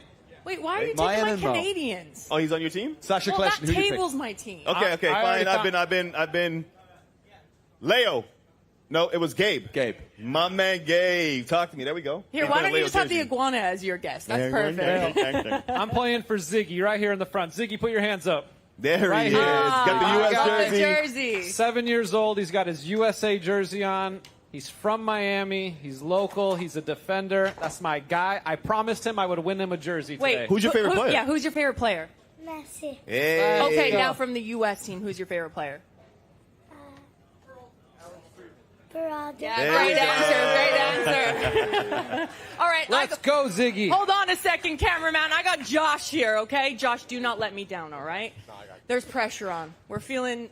I've already been crucified by everyone on set. Mo thinking he's like the cool guy in the sunglasses. well, So we can't lose. You're my whole table, okay, Vancouver? Canadians we're here to win. Is there a question for Josh, or you just wanted to go say hi? No, I just want to say hi. Oh, well, you know, Gabe. that's what teammates do. Shout out Gabe. Gabe in the building. There he is. Raise your hand, Gabe. Cameraman, can we find Gabe? Get off of Josh. Get off of Vancouver. He's right behind you. Gabe, Jersey. get a shot of his Achilles as well, please. Nah. Don't worry. My winnings for you, Gabe, will heal the Achilles. Go, Kev. Okay? I want to take the lead. Let's go. All right, here we go. Head to head. Let's kick it all off. Get your pens out, folks. Get your whiteboards. Do not shout it out. All right? Do not shout it out. Wait. Kaylyn, you feeling the pressure? No. Of course she is. I All right, work here we well go. under pressure. What is the name of Canada's World Cup mascot? Is it A, Maple? Is it B, Horton? Oh, this is easy. B, Don't- what? hey, Is it? Just stop reading. They're right there on the screen. Hey. Stop reading. You I don't already interrupt know. the Quizmaster. Okay, sorry. Go on, Is it B, Quizmaster. Horton? Is it C, Clutch? Or is it D, Don't show your Zayu? answer yet, genius. Oh, sorry. Oh, you guys are part of this? We're competing, but we're not a part Oh, of it. I'm so sorry. I thought it was like a one. Yeah, All Maple. right, ready? All right. 1, Are we 2, all 3. Easy points across the board. Easy. It's Maple. All right. Do we have a Let's racer? do- Where are racers at? All right, let's do Mexico next. I have a Mexican. Kev, are there any like hard questions or what? Yeah, they'll get harder. Here we go. Relax For yourself. Mexico, only 6 players have played in a record 5 World Cups. 3 of them played for Mexico. Which of the following is not one of those players? I'll repeat the question. Only 6 players have played in a record 5 World Cups. 3 of them played for Mexico. don't cheat now. Which of the following Josh is out there not che- one of those? So Are we got, ready for the we got question? cheating going on already. Is it guys. A, Rafa Marquez? Is it B, Andres Guardado? Is it C, Antonio Carvajal? Or is it D, Raul Jimenez? I have no idea. Can you say the question just Which one more time? player On the monitor. has not I can't played read the sun. in a record 5 World Cups? Rafa Marquez is A, B, Andres Guardado, C, Antonio Carvajal, or D, Raul Jimenez? This is like a trick question, just so you know. Yeah, I've got no idea. Sash, we need an answer, pal. Oh, okay. Here, you wrote one. The answer is D, and it's obvious. D is D. the correct answer! Let's go. Everybody got it right. Well done. Well So, done, buddy. the thing about this, Kev, is that Kaylyn's getting Who got all that her one answers right in from the crowd? Everybody? I never. Okay, crowd. All right, There's- Kaylyn United is getting States. all her answers Wait, from the crowd. I've got a gift to give out on the next trivia question. Whoever gets it right first. Okay, here we go. So you're hoping that someone's they're someone's gonna got to show you the hold it up answer. quick because Get your- everybody's getting them right, so I can't just pick just one. All right, get your paddles ready, your whiteboards. Here we go. For the United States. The United States has competed in 11 editions of the World Cup. What was their best finish? Is it A, the group stage, B, round of 16, C, semifinals, or D, runners up? Well, we got a winner already. Here we go. My boy Ben, Men United's in the building. Yeah. The answer is Sacha Kljestan. Yes, it is. Soy bilingüe. C, the Semifinals. semifinals. Was this the winner? It was No, Ben. my guy in the Ben. Manchester Ben. United jersey. Well done, Ben. threw it Congratulations. up Well done, first. Ben. My guy. Oh, he's your guy now, huh? Yeah, he's finally winning something, they said. The United The States winningest made it to club the in, semifinals in Uruguay in Congratulations. 1930. That was the very first World Cup. Did Kaylyn And get they that one lost right? to... I knew Yeah, because that. you copied Ben. Sash, bonus points for you. Oh Yeah. my. Who did they lose to in the semifinals in 1930? Who did they lose to? By 6 goals to 1. Sweden. You want to know? Uruguay, very Man, I was good. going to tell you. Bro, how'd you get that wrong now and you got it right last time? No, I knew who won the tournament. Wait, I Kev, didn't we know got that they another. lost. We got No, you another didn't. This wasn't the question giveaway last time. for the next But you one. said I it. got it now. Okay, we're Uruguay. keeping a close eye on the drop. By the way, it wasn't Uruguay, it was Uruguay. Argentina. Yeah, I was just exactly. messing with you. I got another giveaway for the next question. Another giveaway for Yep. the next question. Okay. All right, let's do another is it? trivia question then while we're waiting here. We got more music on the World Cup draw. So let's go to Germany. Germany's Alemania. Miroslav Klose holds the record for the most goals scored at the World Cup. How many goals did he score? Guys, why Yeah, y'all how do you guys already have your letters and you're all the same? Oh, they're watching. They have it on it's the. That's here. why. Okay. Is it That's A5, B10, C16, or D25? I think it was little man right here. That flipped Ziggy. it first. Ziggy? Okay, my guy. Okay, what do you got? C16. Correct answer. Well done. We got it there. Yes. Tell you what, this is a pretty educated and versed wow. audience, This is a man. very, very smart crowd. Smart. Analyzing. This guy's down the back just focusing on the beers. Hey, The cold Smart man. beers. It's Is there room for one more at your table, please? Where are you guys from? Yeah, where are you guys from? Vancouver as well. You love to see. How many people do we have from Vancouver hitting the game tomorrow? I feel like Vancouver's Okay, outnumbered hold on. Miami in here. Should we do like a little prediction at 2,000? the table? Should I bring my microphone over there? Yes, You had let's to get a go. prediction? Go say hi. Okay, come on. What kind of prediction are you getting? I don't know. I'm just Score? Gonna... You got to get a score and goal scorers. Hot Rob, I'm gonna walk. Okay, I'm just tired of sitting. You think he was gonna 2,000? carry her? Wow. All right, guys. What's our name? What's your name? Callum. The guys at the desk are making fun of me right now. You know what? I'd rather be sitting here with you four than those. Kev, I'm going to take you out of the The equation. feeling is mutual. Thanks, Kate. Oh, wow. It's disrespect. Okay, tomorrow, though. Tripper on her way back. Hey, let me just be honest, guys. My two-touch game's better than both of yours. Wah, wah, wah. Who's winning the match? Vancouver? Miami? There's only one team. It's the Whitecaps. Who's scoring? Thomas Müller, Brian White. Love it. What about you? We're winning in pens. Ooh, I don't mind it. He's a realist. No, it's not stressful. Come on now. I mean, obviously, Whitecaps are winning. I'm going to go Bearhalter White score. Oh, I like it. What about yourself? 4-0 Caps. Whoa! nothing. Okay. Come on. Can I just be honest? How nice is this for the Vancouver Whitecaps? This is the farthest it's ever been. For the city, what's it been like at home for people that aren't on the ground? We see it on TV, and it's been incredible. I mean, it's amazing. Yeah. Okay, hold on. Let me go around. They're really making me walk here. Hold on a second. It's just been special. I mean, the club's done everything right the last couple of years, and there's been hard years as well and times where it's not been as fun to watch this team, but this year has just been special, and everyone's fighting for each other, everyone's dogs, and yeah, it's just incredible. All right, World Cup venue, Vancouver or Toronto, because they're saying Toronto on set. I mean, I live there, I'm biased, but it'll be Vancouver. I love it. I'll meet you at the Roxy post-game. See you guys later. So the Roxy's a spot to Kate, be, you're doing huh? a great job. Keep it up. I'm a crowd worker. I'm here for vibes, guys. That was good. I love right. how they all said that Brian White and Thomas Müller was going to score, which I actually agree with. But do you guys realize that Miami has scored 3 or more straight goals at home in 9 straight games? You're going to need to score more than 2 goals tomorrow to win the trophy. They can do it. They have multiple goal scorers. I saw them. 4-0, 5-1, 4-0. I will say the 4-0 was incredibly ambitious. Yeah, but I like it, though. Go for it. I like it. We'll see. Hey, our coverage starts at 1:30 p.m. Eastern tomorrow on Apple TV with Countdown. The match kicking off just after 2:30 p.m. Apple TV. Tell your friends you can watch around the world. TV.apple.com as well. The match is also on our friends at Fox as well. Fox with the World Cup draw here coming up very shortly. But first, let's check in with a man who scored the winning goal in the World Cup final. I had a chance to chat with the great Mario Götze. Mario Götze, how's life right now? Where are you at in life right now? Family, football, career, and obviously off the field, you've got a lot going on too. Mm-hmm. Yes, I'm totally in the middle of a lot of things. I mean, family, 2 little kids at home. Currently in the middle of the season, with luckily a short break in a couple of weeks. At least 10 days off between the next games in January. And a couple of things outside the pitch, yeah, I agree. So a couple of things to handle and balance, but all good. Yeah. I'm happy about it and it's fun. So pretty happy about the current situation. Yeah. So with the United States, is there no room for Major League Soccer? Come play here for a season or so? I really like it. I follow it. We have been with Frankfurt to the US for our preseason tour, so I follow it if I can, because the time difference is depends on east or west coast, etc. But yeah, I follow it and I like it in general. I know a couple of players there, and it's good to see how it evolved over the last now 10-20 years. Yeah. What is your, if you could share one, please, your favorite Thomas Müller story that you can offer? The famous, I would say it's more like a general thing, because he likes talking. So in general, like on and off the field. So that's probably something that sticks with me for sure, because I played with him in Bayern Munich for 3 years.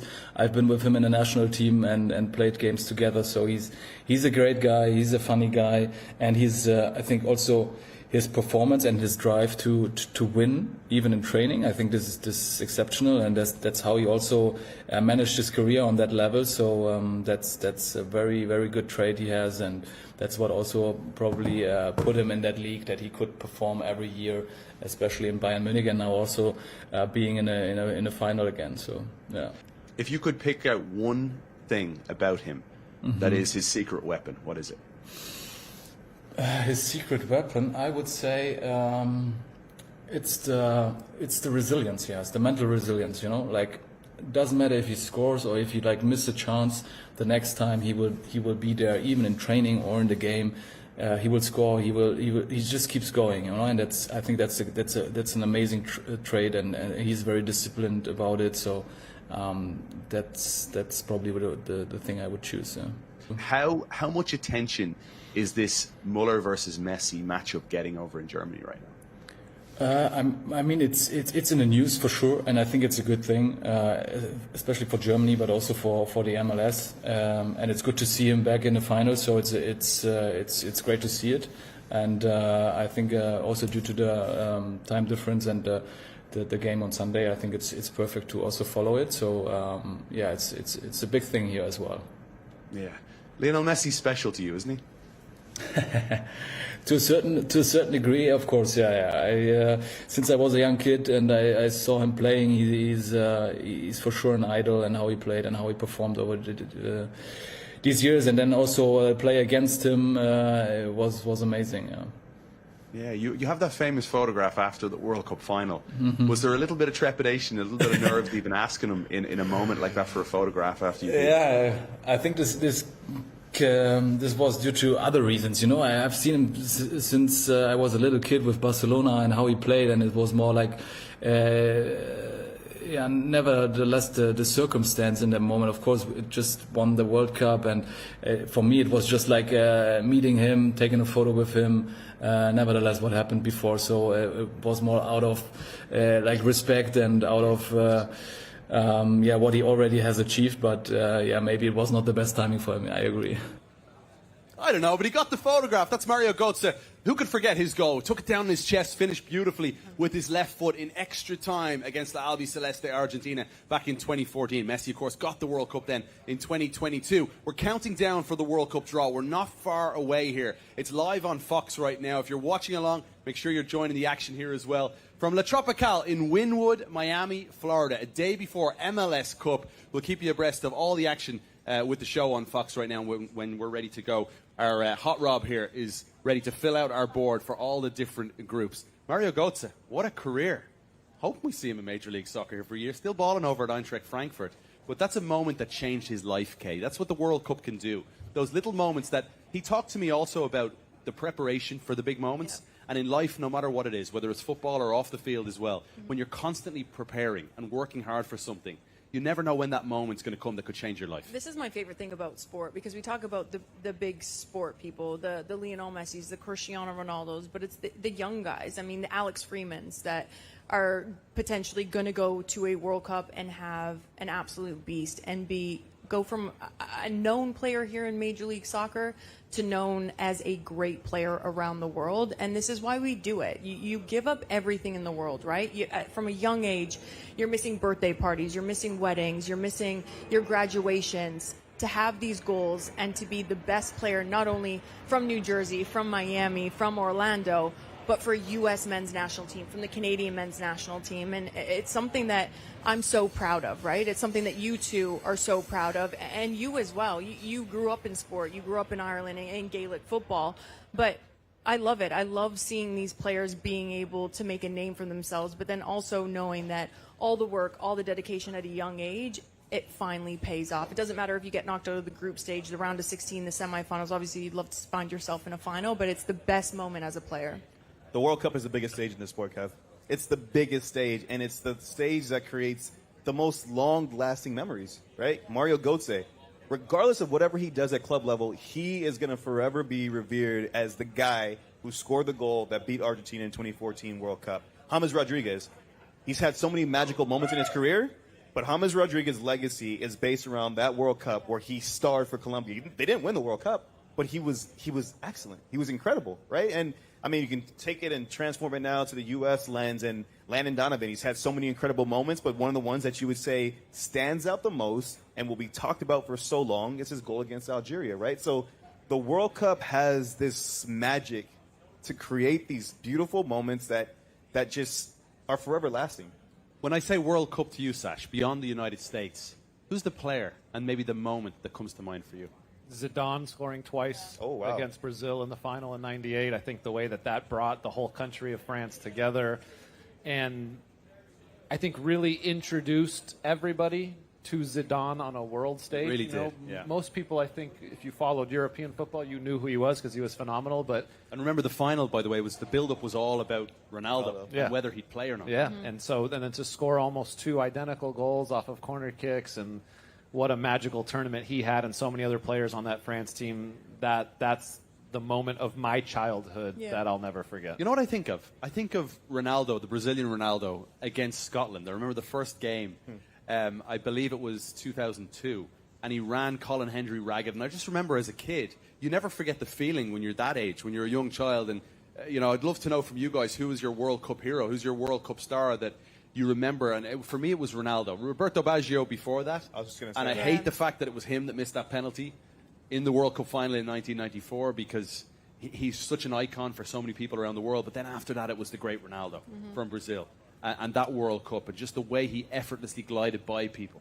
If I could think about my first World Cup memories, though, like to '94, it was Kobe Jones and Alexi Lalas. They were the 2 players that were iconic for the U.S. men's national team. I was 9 years old during that tournament, and it made me understand what the world's game was. And so that inspired me to go on and play my entire career, to try to play for the U.S. men's national team. My son will be 9 years old next summer at this World Cup, another home World Cup. And I think it's just the circle of life that my son, I hope he will be inspired the same way I was by the U.S. men's national team. I love that he said that, because we were all young kids idolizing, and being from Canada, I was the Wayne Gretzky's of the world. Obviously, he's part of the draw now, but it was ice hockey in Saskatoon, Saskatchewan, until I watched the Women's World Cup, and it was Brandy Chastain that took her jersey off in that iconic sports bra moment, and I was like, I'm going to play for my national team. I'm going to represent Canada, and it's just something that you hold near and dear to your heart. So I look at the young kids in the audience right now, where I'm like, you're going to be on that global stage someday, where we're going to be old and,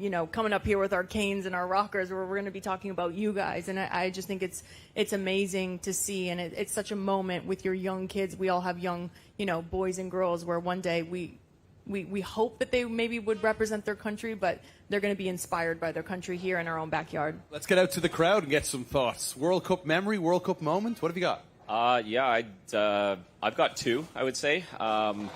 Outside of being a Canada fan, I'm a big Germany fan. So that Mario Götze game-winning goal, the cup-winning goal, that was my favorite memory. I remember being in a small-town pub up in northern British Columbia. There's probably 20 of us there, and I was the only one cheering for Germany. Everybody else for Argentina, and I almost flipped the table. I was celebrating so loud.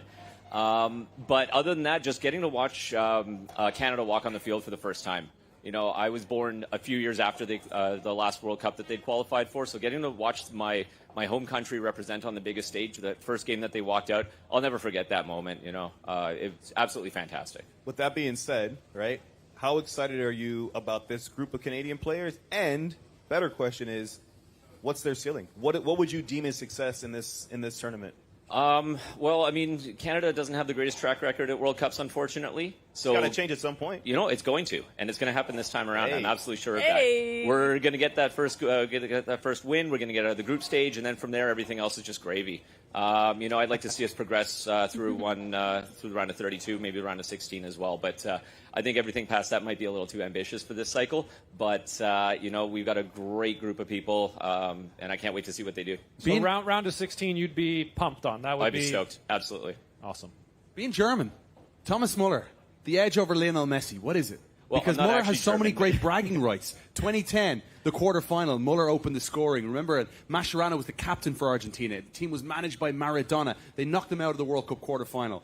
Fast forward 4 years, it's a World Cup final that Germany win over Messi and Argentina. The 8-2 win is the heaviest defeat in European history for Barcelona. Müller opened the scoring that day against Messi, Suarez, Busquets, and Alba. What is it about Thomas Müller and that mental edge over Lionel Messi?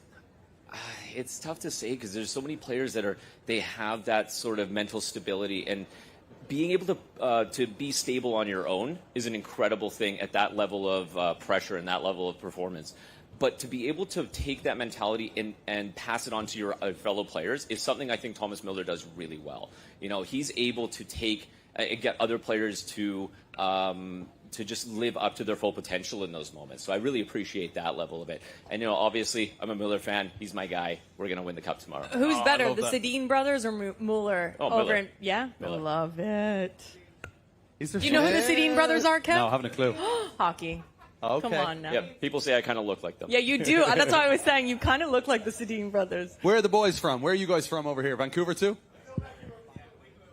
Love that. Love that. Love that. More Vancouver Whitecaps fans here. We're going to have about 2,000 Vancouver fans. What does it say? It's the longest possible trip, Sash, in all of Major League Soccer from Vancouver to Miami. And we're going to have 2,000 fans at the game and probably more outside trying to get in. Showing their love for the club. I love it.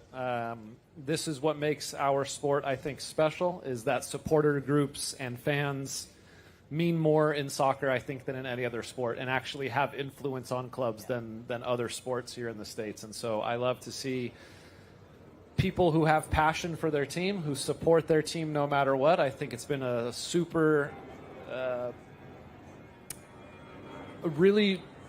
really good season. There's no other way to say it than Vancouver. Whether they win or lose tomorrow, I think these fans are still very proud of what this team has done this year. But I think it even speaks, Sasha, to a larger belief that this fan base has. Yeah. Because, listen, you can be passionate about your team. You can be supportive. You can be born into your respective clubs. But to travel that distance, there's a real belief that you're going to be walking away or you're going to be there in that building celebrating as well. So these Vancouver fans that have traveled, that have made this journey, yeah, it's passion, it's support, it's the pride, all those things.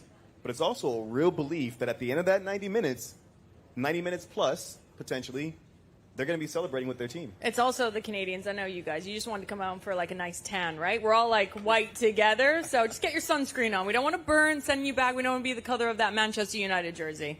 Hey, where are you going? We got another star in the house, Kev. Oh, yeah? Oh, yeah. Where are we going? I just noticed him sitting over on the side. U20 U.S. men's national team defender Nolan Norris. He's the best from Norris FC since Dallas. Chuck. Come over here. Yeah. That was a good one, Kev. Everybody laughed. Nolan Norris, how are you? All right, for those that might not know you, tell us a little bit about yourself and your journey so far. Yeah, I'm a defender for FC Dallas.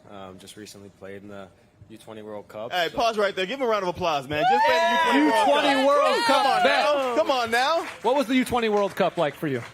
Amazing. Something I'll remember forever. I think I thought about getting called up to that tournament every day for the whole cycle, and just going to that tournament and wearing the U.S. shirt at any level is something I've always held in a high regard, and something I'm really happy about. That was awesome. The U.S. men's national team, we've all loved watching the U20s. That was your first goal, I think. You reached your goal. What's your goal for next season with FC Dallas? Next season is just become a starter on the team, be successful in the team, and really just kind of kickstart my career and eventually try to get closer to the senior team, because I think that's everybody's goal. So, you excited for the World Cup draw today? Yeah, of course. I'm ready to support my boy Freeman. We've known each other for a long time, so I'm excited. All right, what's one team you don't want to see the U.S. draw in their group today? I would say Morocco, just because they beat us, so it would be nice for the senior team to win. So I really don't have a team that we're scared of. So. Hold on a second. We need some revenge against Morocco. Who do you got behind you here? My brother Nash. Wait, Nash, stand up for a second. Nash, are you a player too? Yes. So what's this like? Obviously, it's like the older brother, younger brother. Your parents are so proud of you, but you were just on a global stage, the U20 World Cup. That's the stage where everyone dreams to be in order to get to the next stage of the first team with the U.S. men's national team. What's it like, the message from you, the older brother, to the younger brother in your family? Yeah, I think it's always just been, first off, you got to enjoy it. At the end of the day, it's a game, and that's what I've done every day of my life. So enjoy it, work hard, trust in God that He'll open the doors that you're supposed to walk into, and I just try to make my family proud, and I think I've had some good opportunities and hopefully many more. Nash, who wins in two-touch between the two of you? You can be honest. Do you beat your brother sometimes? Not really. Yeah, I like the honesty, Nash. I like the honesty. Got to keep him humble. I like that. You definitely got to keep him humble. Don't let him get too big for his britches. This is a question for both of you guys, right? I'm sure you've been watching the national team for your entire existence. You just heard some of our favorite memories from World Cups. What are your two favorite memories from World Cups? I think mine, I was just talking to Freeman about it, Jermaine Jones' goal against Portugal. Great goal. I think he was actually an assistant coach with us with the under-19 national team, and for me, just being about 9, 10 years old at that time, seeing a goal like that in the group of death, it was a pretty special moment. So. Mine was probably not the men's, but when my brother played, just watching him was. Oh, what a guy! I love that, Nash. Love that. And last question that I have for you guys is, who are you what player? Okay, I know Alex Freeman's your boy, so don't say Alex Freeman. But what other player are you most excited about seeing on the world stage from the U.S. team? For me, Weston McKennie.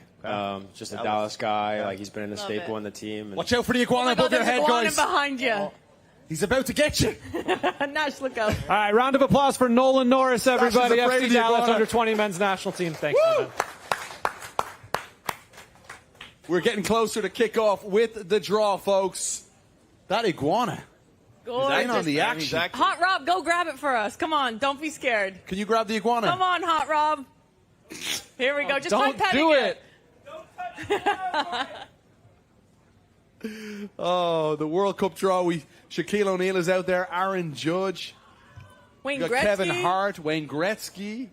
I mean, what do you love this class of A-listers doing the draw, don't you, Kay? The thing is like, you can take it one way or another. Maybe people are thinking, oh, we want the footballers. I love this because this is American culture. When it comes to Lean into America, it. and again, I'm Canadian and I've lived in America for the last 13 years. It's the big stars, it's the movie stars, it's the comedians, it's the NHL hockey players, baseball. And I think this is what makes this country so great is there's so many different sports, there's so many different opportunities, and there's so many different opportunities to succeed in, work, life, and balance. And I love it. I look at my baby boys that are tuning into the World Cup draw right now, and they're watching it at home. I was just texting with my mother-in-law and father-in-law there. And it's just cool because they don't know the Wayne Gretzkys, right? They're 7 and 5, and that's someone that I grew up idolizing because I didn't have a female soccer player growing up in Canada. It was the Wayne Gretzkys, the Mario Lemieux. Sasha's laughing at me right now, but I think that's what makes the global game amazing, especially in here in North America. You're going to find so many different communities, so many different cultures, so many different sporting families that grew up watching different things, and it makes it so special. Let's have a little fun here, guys. Every time Kaylyn reminds us that she's Canadian, everybody take a drink, okay? Yeah. Hey, best Easy. country in the world, baby! The lads on the Tropical are going to be Wait, can I get a absolutely drink flushed. here? Because, hey, I'm Canadian, if anyone didn't know. So. Well, Take a sip. we just saw all the Pot 1 teams. I think it's the same thing on screen for you guys. No? Okay. Well, we just saw the Pot 1 teams, and, I mean, a lot of star-studded figures in there. I'm curious who you guys, you as well, Kev, who's your early favorite for Golden Boot? For Golden Boot? Yeah. I think it's Kylian Mbappe. For Golden Boot. Don't mind Mbappe it. just passed 60 goals in a calendar year this year. He's scoring for fun, and he'll have creators all around him. France will go really far. Pick an early Haaland stuff because Norway may not make it past, the stages that France will. You guys just gave me crap about picking Norway, did you not? When we first started the show? You picked Being like the dark horse in the tournament. I think they are. I think they absolutely are. Just for Golden Boot, if we were to pick an outsider, like oftentimes outsiders, like Thomas Müller, it was a Golden Boot winner, correct? Yeah. So who are you going with? You're going with I'm Mbappe. going to pick Mbappe, yeah. I'm going Harry Kane, England. I think it could be coming home this year. It's coming home I every do, time, I'm isn't sorry. it? Yeah. No. Yeah. I'm sorry. Troy I do. Parrott, I love that show. I'm going Mbappe also. I think France goes very far in the Football tournament. friends. He's my favorite player right now in the world, and I think Is he? Yeah, he's on fire with Real Madrid. He's turning into one of the best strikers in the world. Are you a Madrid fan? Yeah. Wow. All right, Mo. Zidane, dude. Oof, I was going to say Mbappe, but you both said Mbappe. But hold on, let's take a look. First pick's coming out. Tom Brady. Well, this is to put now the remaining. We know the group. So Mexico, Hot Rob is going to organize these for us as we Hot go. Rob. Brazil. Brazil. So Brazil Grab is the Brazil first flag. team out here, folks. So we've already got Mexico in Group A, Canada in Group B, the United States in Group D, and now we're about to find out what group the Brazilians will fall into. There is their coach, Carlo Ancelotti, is now the head coach of Brazil. So Brazil go into Group C. Group C for Brazil. So U.S. in Group D, Brazil in Group C, Canada Group B, Mexico in Group Kev, A. I can't wait to see what Carlo Ancelotti does with Brazil at the World Cup, honestly. Rob, you look hot over there. Do you want some help, dude? Can we get a youngster out here who can help Bela? Oh! Will you help us? Will you get to the board? Yes.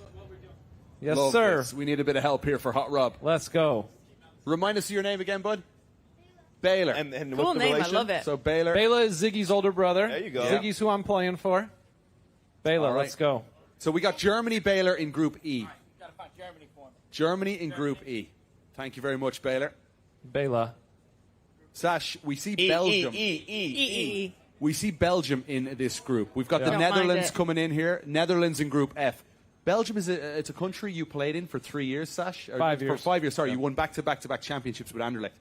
Is the golden generation done and dusted now, and the expectations lowered for Belgium? I think the expectations are still high, but I do think that the golden generation was passed by with the retirement of Jan Vertonghen and Toby Alderweireld and players like that, Fellaini, Dembele, players who got out. So the expectation is still high. They're still a top 12 team in the world. And I do think that they can make some noise in North America. They're very excited for this tournament. All right, so Belgium just picked out now. So Belgium, Group G. Belgium are going to Group G. Group G. Okay. And it's time now. I'll give you a head-to-head question, guys. Get your whiteboards ready, all right? As we see Spain drawn out by Tom Brady here. Belgium has competed in 14 World Cups. What was their best finish? Was it A, group stage, B, round of 16, C, quarterfinals, or D, third place? Spain, we see drawn out in Group H. Spain to Group H. So is it group stage, round of 16, quarterfinals, or third place? Everyone get their paddles up. The answer is D, correct, third place. And that was in 2018. They beat England 3-0 in the fourth place match. All right, so final few teams to be drawn out here. We see the hosts just talking it through. We've got Argentina, France, England, and Portugal remaining for these four groups. Great job by Hot Rob so far. You're looking good, Rob. You're having a handsome day, pal. You look great, though. All right, Kay, calm down. Sorry. Harrison, Argentina. I love you, baby. Group J, Argentina. All right, we got a head-to-head question for Argentina. Are we ready? Here we go. In what year did Argentina win their first World Cup? Was it 1930, A, B, 1966, C, 1978, or D, 2022? Stop looking around, Sash. The answer's here. All right. Get the boards up, folks. We're seeing a lot of C's here, Kay. I missed the question. She got a lime in her hand. All right, so Kay, you missed out on this So one. she forfeits this one, so she No, got I got my call a friend in the crowd. No. Call a friend. See you There we later. go. C is the correct answer. 1978, with the great Diego Maradona leading the charge. All right, we got France Argentina in and Group J. You've got him in there, Hot Rob. Good stuff. You got Portugal. Can we also give a shout out to everyone showing up here today? Everyone looks well amazing. said. Honestly, we appreciate your guys' support. This has been so fun for us. Obviously, we're in Miami. We're all coming from, well, not you. You guys are coming from LA. We're coming from cold. I'm not coming from you're LA. Atlanta. It's actually pretty nice. So Portugal to Group K. Thanks, Rob. And we have everybody watching on YouTube as well. We're live right now on Major League Soccer's YouTube page. Hey, so big Rob. shout out to everyone joining Rob, us can live. you move too. France up there? Yeah. Why is France second? It's not Come on, sticking Hot right Rob. now, guys. Just give him a okay. break. So He's sorry, working Hot hard. Rob. There you go. There you go. Leave it like that. It doesn't have to be straight. All right, and and England then is in the last group. England to Group L, Rob. England to Group L. Bottom left. Yes, they're in alphabetical order, Rob. Sash, England. What are their chances like for you? Very good chances. They're one of the best teams in the world. Harry Kane is up there with Mbappe right now for the best striker in the world. I think that Thomas But does he Tuchel, play well in the World Cup? He's won a Golden Boot at a World Yeah. Cup, has he not? Yes, he has. He A lot of has. penalties. Yeah. They were the best Penalty- defensive team in goals are qualification. goals. You guys are wild. Wow, you don't think England has a chance? Wait, you know what Kev just said? He goes, I don't know. Because he's hoping for Ireland. I don't know. All right, relax, Kev. Troy Eagle and all of Facts. think Troy Eagle's going to get it done for Ireland? Troy Eagle. Which team could you say is experiencing a golden generation right now? Is there any team that jumps off the page? Portugal? Here? Portugal, I would agree. Kay just told us Canada. So. Should Cristiano Ronaldo they start did. for this team, Sash? Yes. No? He still gets goals, man. Hardest thing Yeah, to do in man, this I game. would. Who are you starting over him is the question. Nobody. Nobody. You're The thing starting about Cristiano Ronaldo. is like it's the goals, but it's also like there's an aura. Like despite what anyone thinks that they're better without him, there's a certain kind of respect that has to be paid when you. What's that give you? It gives you that fear factor.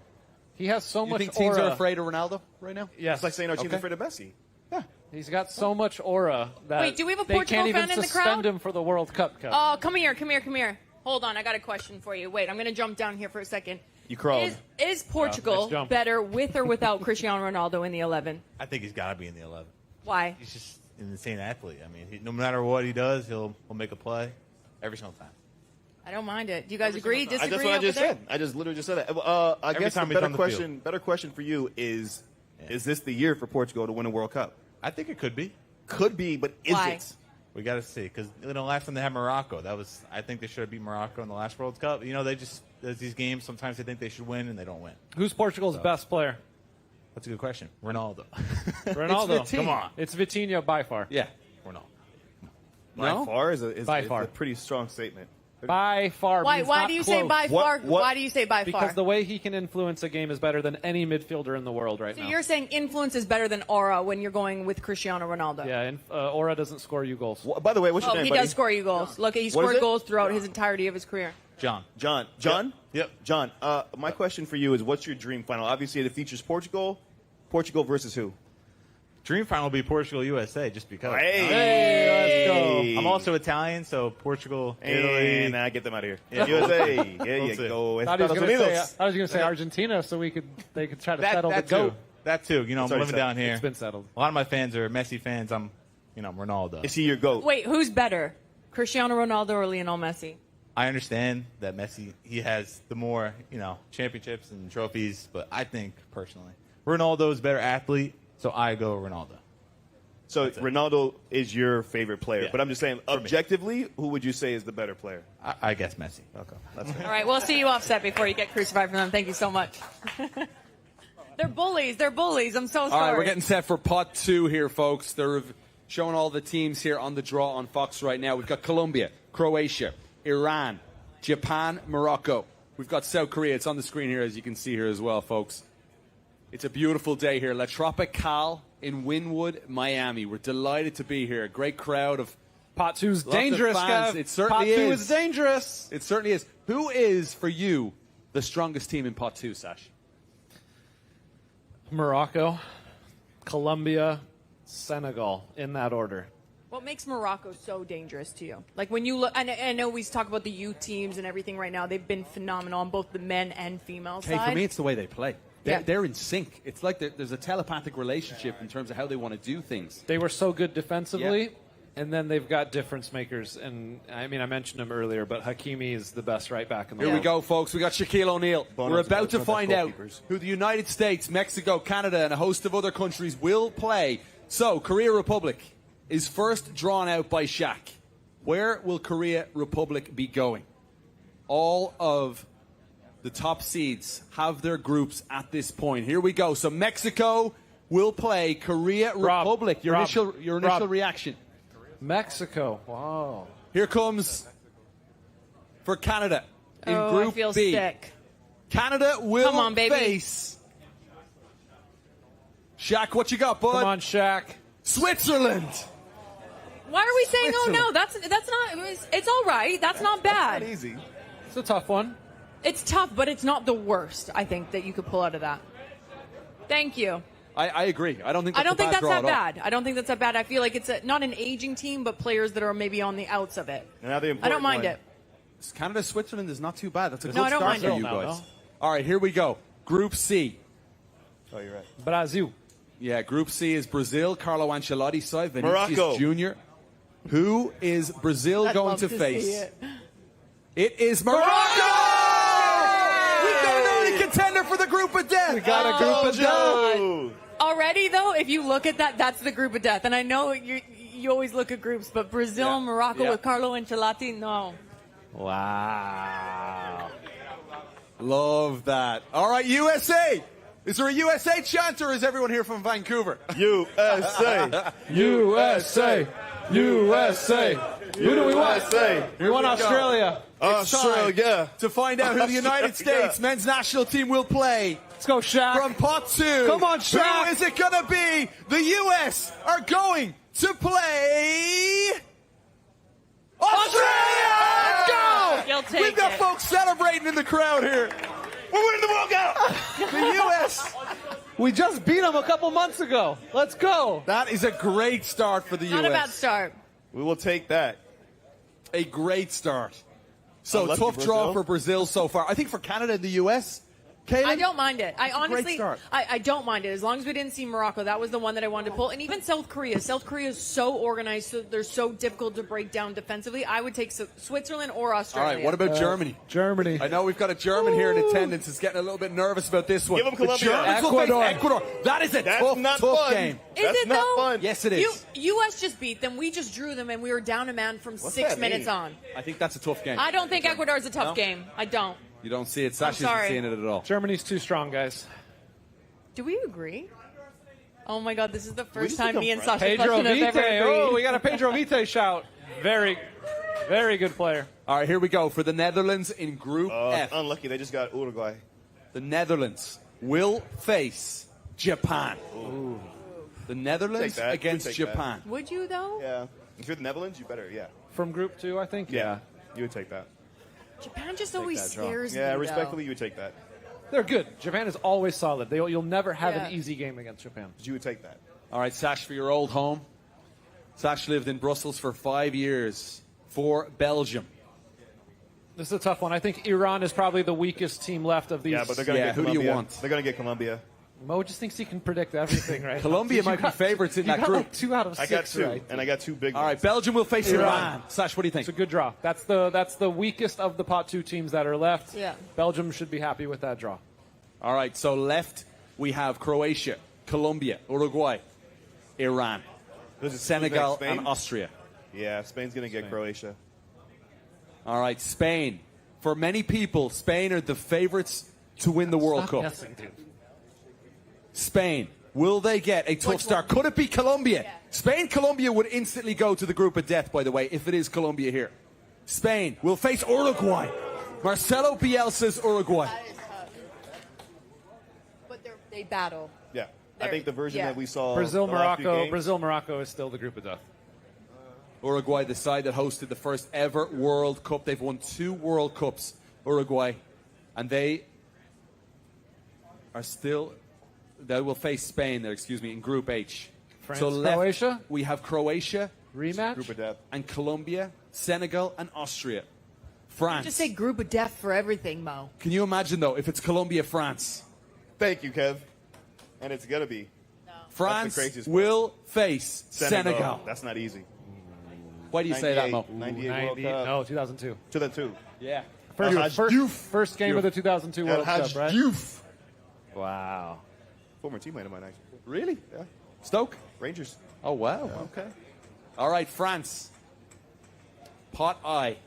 France and Argentina. Senegal so far. Ooh, this is going to be great. Wow. Could Well, it can't Argentina cannot play Colombia, folks. Can't get Croatia. Colombia. Croatia or Austria? Croatia. Lionel Messi and Who would you MLS want, Cup Croatia tomorrow or night. Austria? You won Austria. Austria. Yeah. Yeah, so it's got to be Croatia Although or Croatia's Austria. kinda Reminder, AIDS. folks. Aye, there you Austria. go. That's a good draw. That's a great for Argentina. draw. Arnautovic, David Alaba. David Alaba. What do we think, guys? The Argentina fans in the crowd. Gabe, How are we feeling, Gabe? your reaction to that? Austria. Honestly, I think that's one of the better teams that we could have gotten. So I think it's a good choice for them. All right, love it. You guys are repeating, let's be honest, right? All right, so Portugal. Portugal now will face Croatia or Colombia? Colombia. Give them Colombia. Yeah, what a group that is. Portugal Group of death. will take on Luis Diaz and Colombia. We've got Wait, a Colombian. what's our... We've got a Colombian here in a Vancouver jersey. We'd love to get the thoughts of the native from Colombia here on that one. Colombia in the same group as Portugal. What do we think? Equal. I think they'll take that, considering the groups that were left, especially after the CONCACAF teams went. And honestly, like, we can match up pretty well against any European team. I mean, you saw us against Spain last year. We were, insane. And yeah, when it matters, James Rodriguez pulls up and, he performs. For your national team. That's about it. Maybe an MLS. We'll Yeah, see. maybe. Hey, fingers crossed. Okay, and then finally, guys, we have England in a group with Croatia. And they have... That's a tough group, they by have the a way. deep Would you history. call that the group of death, Mo? No, I would call Portugal, Colombia listen, the 3 that stand out obviously are Brazil, Morocco, Portugal, Colombia, England, Croatia. All right, here we go. Marko Pasalic? Yes, but I think Portugal, Colombia is crazy. Head-to-head question for you guys on Croatia. Luka Modric is Croatia's most capped player. How many international caps does Luka Modric have? And the options are I think we should do away with the multiple choice. I agree with that. Do not put that up on screen if you can. The closest person to get... It's ridiculous. Luka Modric. Don't look it up on your phone, folks. Yeah, look it up, guys. Look it up. Luka Modric, how many caps for Croatia? Give it a go. And a prize to the person who gets closest. 256 is the ridiculous. first guess. 128, 160. I'm like a... What do you call them again? We got 189, 190, 128. Over to 160, 182, 18. 78. All right, you got to write better than that. 174, 256. I'm trying. Mo Edu, what do you got? By the way, Mo's disqualified. You can't wait for everyone to throw their answers up and then throw says yours the girl up. who's done that every single No, time. I haven't. 185. We've got 189, You kidding 190, 191. The winner is 191. Well played. Yes, not bad. That's my partner. The answer is 192. Okay, but who won? So none of us get it. I get it. Sasha gets it. I get the point. That's nonsense. No one got it. You don't get the point. Your teammate gets the point. Of course, I'm being Sasha told that gets the Sacha point. Kljestan gets the Teacher's point. pet over Chris, here. get out of my ear. Yeah, No, we're teacher's called pet friends. over here gets the point, Yeah. of course. Thank you, Christopher. All right. Chris Yip, you used to be my favorite producer. Now you're not. I'm in the lead, guys. Guys, group of death so far. Which one is it? Brazil, Morocco. Brazil, for me. Morocco for me also. Guy. You wouldn't say Yes, it's my teammate. I'm gonna walk it down. I would say Portugal, It's Colombia. like Vanna White up here. Josh, I got you. This is for winning. Can we see it? Go! Can we see the hoodie? You Kaylyn, can't, Mo. show it to the camera. Show the camera. Hey, give me camera one. I'm gonna walk it down like Vanna White. Here we go. Beautiful. Let's go. And then we got the cup on the back. Nice. That's All gonna for look the cup. gorgeous Kev, on all you. for the cup. Yeah, wear that in the heat tomorrow. Cut the sleeves off it. He's putting it on right now. Love the dedication. Yes, love it. Let's There you go. Looks good on you. Looks That's amazing. good. That was who you picked? That was your partner? That's my partner. So why did I he only get pick. it? Hey, Josh, I only pick winners. Why did he get it? Huh? Because he got it out of the audience. He was the one who He had the was 1 closest point off to of Luka it. Modric. Guys, Oh, one it's more time to wake question. up. One more question here for you. Right? Here we go. Last one, and I'm going to give you a Colombia question. All right? Here we go. What award did James Rodriguez win during the 2014 World Cup? Easy. Was it A, the Golden Boot, B, the Golden no one Glove, wants No, don't C, give the Sportsmanship Award, or D, Best Hair? Yeah, it was best hair. That was definitely it. Yes, it was A. Correct. Kaylyn, it wasn't Best Hair. A. Correct. The Golden Boot, James Rodriguez with that breakout season. So we're getting toward pot 3 here now. Group A. We've got we've got Mexico and South Korea. Oh, and wow. South Africa. Oh. Mexico's laughing. I think right Mexico's got to be happy with Yeah, their draw Mexico's so far. delighted. They are laughing. Maybe Gilberto Moro was right when he said they were going to win the World Cup. Wait. Possibly Sun versus Chucky Lozano. It's what we're having Here in Yep. Major League Soccer. Yep. Don't mind it. Thanks, Greg Brood, in my ear. And then South Africa in that group. So, Sun versus Chucky. Mexico, Waka Waka. South Korea. Against Macanya. Against Is Macanya going to make it? Chicago Fire heavily linked with the South African international centre back as well right now. So, Do you guys think Chucky Lozano makes it then? all right, guys, here we go. Canada's group. Oh. Here we go. Here we go, For Canada. Canada Never so mind. far, it's Switzerland, Canada, and also in Norway. that group is Qatar. Oh! And they're celebrating style here in Miami. Canada's winning the World Cup! Tell you what. Hey. We're going to the final. So if you lose that game, how devastated would you be? We're not going to. All that's doing is setting you up for, you know We're how the not. media builds Hey, up players to you just know what? destroy Media, them? clip it, throw it on social. Mexico, We're not losing that Canada, game. and U.S. are happy right now. We are delighted. All right, group of death. This is the group of Brazil, death. Morocco, Norway. Give us Norway. Magic. Paraguay. That's a I tough love game. that. So Paraguay go to the United States group now. Miguel correct? Almiron potentially? No, hold on, Rob. Wait a second. Paraguay Rob. can't go into Brazil's group. Yeah. Oh, yeah, because South American, we're called... Yeah, no. So let's find out if Paraguay then shift to the United States and Australia's group in Group D. That would be a favorable draw, I think, for the United States. They go into the U.S.'s So they group. go into the U.S. So US. Group D. Group D, Paraguay. All right. All right, Miguel Almiron and Paraguay in the group. We beat both those teams recently. Against I'm not being Aiden funny. O'Neill and Australia. That's a great draw for the United States. Yeah. So far. Paraguay side that Tata Martino took to the quarterfinals. You got Andres Cubas playing tomorrow in the final as well. How do you feel about this, Mo? U.S., Paraguay, Australia? Ooh. I'm good with it. By the way, Group C is shaping up to be Côte d'Ivoire. something. So the Ivory Coast. Ivory Coast. Straight up, Rob. Yep, there you go. The Ivory Coast. To your Côte question, d'Ivoire. Kev, I'm okay with this group so far, the USA's group. You're okay with Yep. it? Rob, I'm that's right. great. Yeah. I'm feeling good about it. Better than okay. I'm feeling good about it. I think So the Ivory Coast go to Group D, Hot Rob. If you're a host nation right now, you're feeling pretty good about your draws. Oh, yeah, we're still waiting on Brazil's group. That's right, Rob. Well done. Okay, But hey, next out Rob, here. Rob's not all looks. He's brains. So will this be for Brazil, Morocco, Tunisia? No, it Tunisia, won't. no. Tunisia will push Group F. all the way to Group F. Favorable. So remember, you cannot have two teams from the same confederation unless it's a European. Yeah, F. Okay, so Here we go, Tunisia Norway. into Group F with the Netherlands and Japan.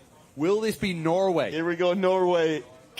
The teams remaining: Norway, Panama, Egypt, Algeria, Scotland. Give us Norway. Uzbekistan and Saudi Arabia. If it's Norway, this is well and truly the group of death. It's Brazil, Morocco, and it is no. They've got to Can't push be through. them either. Group G. So Egypt fall in the group with Belgium and Iran. Group G, Rob. Yep. Belgium, Iran, and Egypt.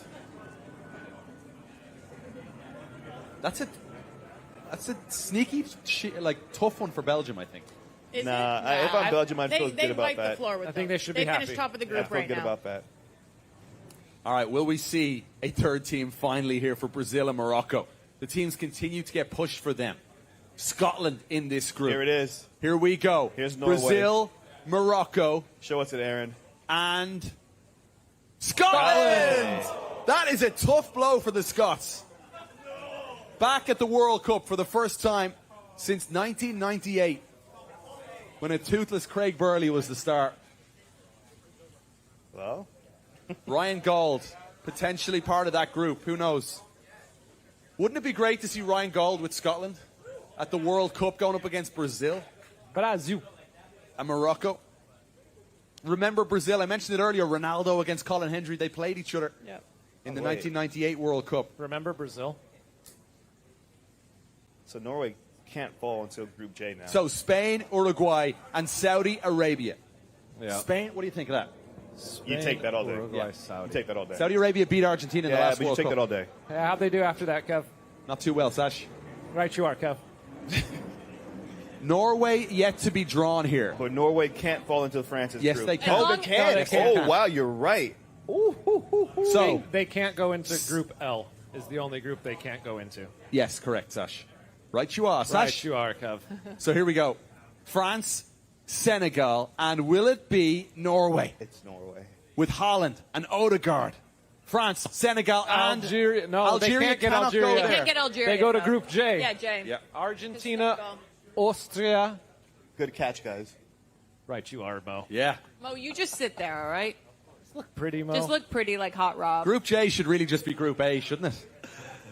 Argentina, Oh, man. Austria. Great Algeria. alliteration there, Kev. Thanks, Sash. Right you are. Here we go. Is there any team? Is there any country with a beginning with A in pot 4? Yeah. Here it is, Norway. No, oh my word! Are you joking me? I'm Is not it really joking. I already Portugal, saw this. Colombia, and Norway? I actually watched this yesterday. It's Norway. Uzbekistan! Oh, France, I missed that. Okay. Senegal, But they- Uzbekistan. Yeah, it's one and done for them. Yes. It's unlucky. So that means that Norway goes into Portugal and Colombia Yes. group. Yes, it does. That is the group of death. I'm sorry. No. Portugal, What Colombia, did I say to you in and the Norway. first? Didn't I agree. answer? Thank you. Wow, Norway.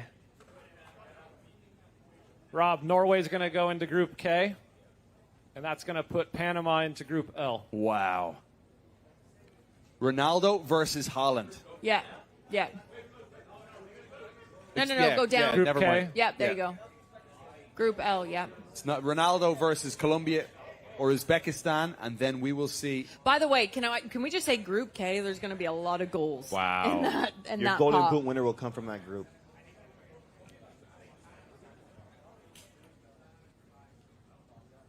So wait a second. We were confused by this with Portugal, Uzbekistan, and Colombia. Wait, Uzbekistan. What happened here? Why was that? Take out Norway. Take out Norway. Take out Norway. So, Panama will then fall into Group L. Panama's in Group L. Panama's in Group L.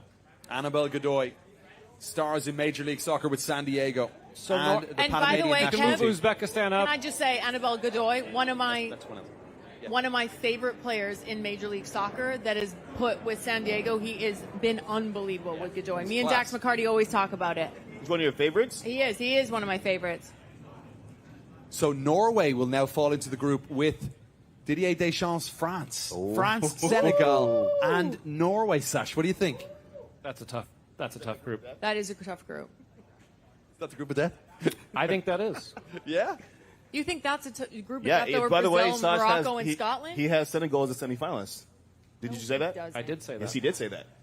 So if he has them as a semifinalist and it's France and Norway, Did anybody that's gotta pick be... Morocco to make the semifinals last World Cup? I'm saying they're the surprise team for me that could make a deep run. But it's not a surprise this year when you look at the youth on both the male, the female side, and then what they did the last World Cup in 2022. Who? Morocco. No, I said Senegal. Oh, sorry. I thought you were talking about Morocco. My bad. It's not a So surprise. Kylian Mbappe versus Erling Haaland in the group stage. Is that not a dream matchup? Well, you picked them as Golden Wait, Boot winner. who is and Golden- these are our Golden Boot. These are our Golden Boot choices, winners. right? Yeah. So yeah. An absolute dream matchup there. France, what, two-time World Cup winners, Sash? Yep. 98. Is the Golden Boot winner going to come from that group? They've been in three. What was it? France? So we 22. have 3 of the 4 set. They've made and 3 this is when it finals. gets a little bit complicated. No, but consecutive. With the playoffs. 2 consecutive finals. Yeah, this would be 3 if they got there. That'd be crazy. All right, guys, head-to-head time. Get your markers out. Here we go. This is for Uzbekistan. Who is the manager of the Uzbekistani national team? Don't give us options. Don't give us options. Okay. And Kay, don't look at the crowd. Just look at your board. I don't have a board. Jason Sagini took it away from me. Oh, he knew. He knew. It's my boss. Don't look at the crowd. Oh, look here at we us. go. Look at us, Kay. Any Look at counts us. of you writing it on there for me. Look at us, Kay. Don't look at the crowd. She's looking at the crowd. She's cheating. She's out. She's out of contention. Don't show Kay. Don't show Kay. She's out of contention. Yeah, she already saw it. Go, Kay. I just know mine starts with a C, right? The answer, of course, Her is answer was Fabio Curacao. Cannavaro. Cannavaro, a Ballon d'Or winner. You need to write it bigger for Sacha me. Baron Cohen. Let's welcome up Alex Freeman once more. Alex, can you join us on stage, buddy? Want to get the thoughts of current U.S. men's national team Come star on, Alex. Freeman, and get the thoughts on the U.S. drawn into Group D with Paraguay and Australia. Don't know. Alex, Paraguay, Miguel Almiron, and Australia, Aidan O'Neill, who stars with New York City. What are your thoughts on the group so far? I mean, I'm excited. We've played both teams, so we're kind of familiar with both teams. I feel like out of the 2 pots, I feel like it was probably the 2 teams that we should have got. Remind the folks, what were your results against both teams? Paraguay, we won 2-1, and Australia was 2-1 as well. Okay, all right. I mean, 2 wins. Is that not great prep for Mauricio Pochettino, Sash, to have played these teams already? Yeah, I think this is about as good as it can be. It's 2 teams that you've played recently. You've got scouting reports. I think both teams pretty much brought their strongest rosters when we played against them. We won both games, so it should give us confidence in this World Cup. I think you should be feeling good personally, right? You played a good game. Yeah.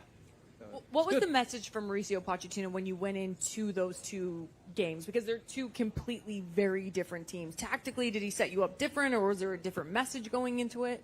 I think, obviously, against Paraguay, I think it was to be aggressive. You know, I feel like as a team, especially as a team like Paraguay, Uruguay, South American team, you know, those teams are very aggressive. They come out strong. You know, we know it's going to be a battle. And against Australia, we know, obviously it was going to be a battle as well, but obviously a different kind of battle. You know, they were going to sit back a little more and be able to let us have the ball more and stuff like that. So obviously it's 2 different teams, but also 2 opponents that, are very well respected. So, yeah. Alex, you keep seeing us shout out what the group of death is, and I know we're getting ready for pot 4, but just quickly, what's your initial thoughts on the group of death? Yeah, I think it's... Oh, there's Ireland. Sorry, guys. Denmark, North Macedonia, Czechia, or Republic of Ireland. We're out first. So we would go... Oh, The Irish are heading to Mexico, folks. Don't mind it, Kev. Kev, but hey, you don't mind that It's part. not I'm not the being Irish funny. that are going. There's Czech Republic, there's Denmark, there's North Macedonia in the mix. All right, guys, just want to clarify. And only that. one team will come out of that group. Just want to clarify. So it could be Anders Dreyer in Denmark taking on Chucky Lozano. Think about that. No. You have Dreyer and Lozano potentially in the same group there, Sash. That would be fireworks. I think Mexico's got to be happy with this draw Yeah. so far. Very happy. All right, now for Canada. Who will Canada face here? Canada will face Italy, Northern Ireland, Wales, or Bosnia and Herzegovina.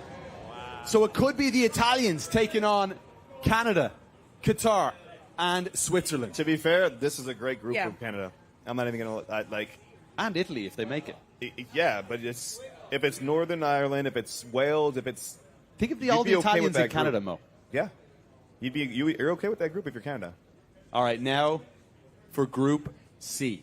Group C with Brazil, Morocco, and Scotland so far. This is a tremendous group. They got to be hoping for like Cape Verde. Jesse Marsh just watching on there. I don't think they can. And now to Carlo Ancelotti's Brazil, Good point, Morocco, Sash. and Thank you, Scotland. Well done there. Who will they face? So many Cinderella stories here in pot 4. Jordan, Cape Verde, Ghana, Curacao, Haiti, New Zealand. It is going to be Haiti. Haiti back at the World Cup. We've seen the scenes. They qualified without playing at all on home soil due to the political unrest. If you're And now Haiti Haiti- and you're looking at this group, you're thinking, oh, what Yeah. luck. To what they've gone through to get to this level, and when they did win, just the images that you saw out of Haiti, it was absolutely incredible. It's going to take a lot for them to get out of this group. But also the dream of getting to play against Of course. Brazil in a Of World course. Cup. And now, finally, here's the U.S. group again, guys. It's U.S., Paraguay. No. Curacao. Can't be Curacao. Curacao, a nation of under 200,000 people. Can't be them. No, Rob. No, Rob. They can't go there. Thank you, Mo. So they've got to push. CONCACAF team. Group Yeah. E. They will go to Group E. Yep. So Curacao I mean, if in you're with Germany. if you're Germany looking at your group right now, Yeah. if you're not finishing top, you'd be shocked. Yeah, but Germany always finishes top of their group at the Uh-huh. World Cup, right? Like, regardless of who's in their group. So who else could the U.S. have here? Jordan, Cape Verde, Ghana, New Zealand. One time. And then many of the playoff matchups here. Let's see. Here we go, folks. For Group D, the United States, Paraguay, New Zealand. Australia, and reminder, it can be New Zealand. They're in a different confederation to Australia. No, it will be either Iraq, Bolivia, or Suriname. And you would take that. Yeah. Iraq, Bolivia, or But it Suriname. I don't think we can't can be get Bolivia. that one. Yeah, because of Bolivia, So right? this is going to be determined where they move to now. So you move to I then, probably. We're hearing no? it's going to Group I with France, Senegal, and Norway. So they'll push to Group I with France, Senegal, Norway. And then you'll have either Iraq, Bolivia, or Suriname in that group. That's a group No, that Rob, Norway will. Rob. That's a group that Norway, Sash, will feel France. that they can navigate. Yeah, there you go. I think that's a tough group, Kev. All right. but This 3 possibly teams go for the through, United States. potentially. Will it be Cape Verde? No. Cape Verde, yes. Yeah. Yes, Cape Verde will be in the Bit- group with the United States. No. Going to Group H, excuse me. We got to wait here. H, yep. All right, you're this gets Spain, complicated you're now. thinking. So Yeah. Cape Verde. That's a lovely group for Spain in Group H. Yeah. Would you want to have had? Would you wanted Cape Verde? I would have taken it. Yeah, Alex? 100%. I would definitely take it. All right, Alex. Hopefully this is That the was one the we'll nicest find out. possible way you could have said that. Yeah, I would have taken them for sure. It's okay. New Zealand's coming up right now. Oh, we can't. Oh, yeah, we can. We can. Yeah, we can. Well, I think we can. We can because they. Yeah, but It'll I also be thought, Jordan, I also thought we Ghana, could get New Cape Zealand. Verde just You're now. right. All the other group. Yeah. Time to find out. Will this be the team in the United States Come on, group? Wayne. Group D right now. Turkey, Romania, Slovakia, or Kosovo. And yes, I think they can go in Group D. Let's see if this is confirmed for the United States. All right, that's last for Group D. So right? this is Yeah. this is the United States opponent. That's it now. It's all confirmed. The United Alex, what are you States, thinking when you look Paraguay, at this? Australia, and one of those teams. your group is officially Turkey, Romania, confirmed. Slovakia, Kosovo. Turkey's is a that- really good team. Yeah, Turkey's a good team. But honestly, I'm confident. There you go. I feel like I'm confident in this group.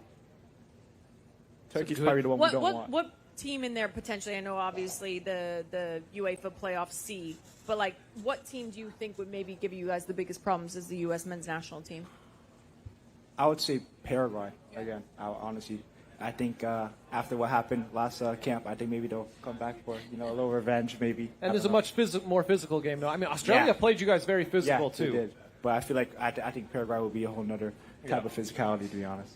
I'm just curious for you, Alex. Like, obviously, you're talking about the different individual teams, but just your overall thoughts. You've already gone through a series of games. It's been such a crazy year for you, both club and country. Now you've seen your World Cup draw. Just your initial thoughts about the opportunity, the group, everything that's coming to you straight away right now. Yeah, it's hard to even think about it really because there's just so much happiness that comes to me when I think about this for our country. So This is just so exciting right now to see this group right there. Can you picture it now? Like those individual battles you had in the games against Paraguay and Australia. Like these are the moments now in front of a packed crowd in the watching world. yeah, you kind of it goes back to when you were a kid watching it on TV, and now you have it to be able to play it. It just means that's just something that you can't really like think about, but like only kind of feel it when it happens. Yeah, we're watching the final teams getting drawn out here, folks. So Jordan has been drawn into the group with Argentina, Algeria, and Austria. And then we see Congo, Jamaica, New Caledonia in this playoff. And they will go, I think, into either K or L now, the final two groups. All right, Alex, I believe you're going to give away a signed jersey. Wait, hold on. Let me get a little show. Is that of true? it. That is true. Folks, listen up here. Alex Freeman has a signed jersey. Orlando City. Talk to us, Alex. Yeah, I want to give this jersey away. Love I it. want to give it to someone who can remember what team I scored my first MLS goal in. Ooh. So which team he scored his first MLS No goal phones, against? no nothing. No. No, nothing. On your whiteboard, there's no multiple choice, Kev, right? Yeah. No. No multiple choice. Who's it going to be? We've got some guesses out there. Toronto, Columbus, Chicago, Miami, Dallas, Nashville, New York NYC. City. Someone has it. Check Oh, it out. okay, whoa. Should we do like a little drum roll? Yes, we should. Take it away, Kay. All right. Who is it, Alex? Toronto. Hey! Chose the best city in Canada. Best city in Vancouver. Mo, it's time for you to just walk off set. See you later. See you back at the hotel. Here you go, man. Congrats. Oh, wait, we need a little picture there. That's amazing. Yeah, hold that up. There you go. Hold on, Alex, we're going to test you. Alex, we're going to test you. We know you're like one of the best fullbacks here in Major League Soccer. But if you're a commentator, what's the question you're asking him? Ask him like a potential question. So when you're done retirement, maybe you could join us on set. So you're a commentator now. Go on, I'm putting you under pressure. Put me on the spot here. Something about the draw, maybe. Let's say U.S., Australia, Paraguay, then you have Canada. Out of which draw do you think is the worst? And which one you think is the most difficult to be in? You got to give him the mic now. Cool. There you go. And which one is the easiest as well? Oh, I like that, Alex. Easiest, I think Argentina's group. Easiest. Yep. Hardest is France, Senegal, and Norway, and then I don't know who the playoff team was, but that's a tough Alex, group. can I just say, hey, Sacha, we can kick Sacha off anytime you want. You know what I mean? If you want to retire early, we got a spot for you here. Sacha hate will not be tolerated. Oh my God. Alex Freeman, you're top class. Give it up for Alex, guys. Well done, played. Alex. All right, just a few minutes left in the show here, live on YouTube. Mo, Sash, Kay, MLSers in the World Cup. When we look at this draw, right now, I mean, Group A for me, with Chuck yeah. Lozano, Anders Dreyer, Son Heung-min. We could potentially have Kevin O'Toole. Can with the Irish team. Can I say something? I have my phone hidden under my seat. I was just texting Richie Larea. He's at the World Cup draw right now, and he is delighted with their draw that they've just pulled here. They're so confident right now with Canada. He's there with Jesse Marsh. So I think if you're Canada looking at this draw, obviously it's a home World Cup. If you win, you're situated in Canada. This is the best that Canada, I would think, for the group that they could pull. It really is. Switzerland, Qatar, and probably Italy. Maybe Wales. Wales, led by Craig Bellamy, have been really good in qualifying as well. Not so easy. Elsewhere, looking around Mo at some Major League Soccer stars here, heading to the World Cup. The United States, Australia, Paraguay, a few MLSers playing for Australia. Paraguay, of course, Miguel Almiron of Atlanta United will hope to go up against the United States when he's playing. What do you think of that group? I like the group. I like the group from the U.S. standpoint. You mentioned Group A before about with Mexico and Chucky Lozano potentially and Sun. Look, there's the top 2 qualify. We know that. But then beyond that, the top 8 third-place teams qualify as well. So there's potential for just looking at Group A, looking at Group D, for some MLSers to really be in the knockout round. So this is exciting from all fronts, from the host nation's front as well as from an MLS standpoint. Let's talk about Messi, though, huh? And Argentina. Perhaps the easiest draw of this World Cup. Without a doubt. It might be. And so Argentina's path, I think, where last time they had a tough start against Saudi Arabia, I don't think they'll underestimate any of these opponents, maybe like they did in Qatar. But that path out of the group stage for Argentina and Messi is easy. Argentina, Austria, Algeria, Jordan. But for Lionel Messi tomorrow, it is the Vancouver Whitecaps in his way. Wait, MLS. hold on. I got Richie Larea live from the draw right now. Can we get a little Richie Larea action? Richie, how are you feeling right now? You got to talk loud. I can't hear you. Okay, well, he can't hear me, but he's feeling pretty good. Hold on, Richie, give us a little wave. He's at the draw right now. Hey, he's football friend. Hey, don't worry about it. I got connections everywhere I go. Richie, it's a good draw, baby.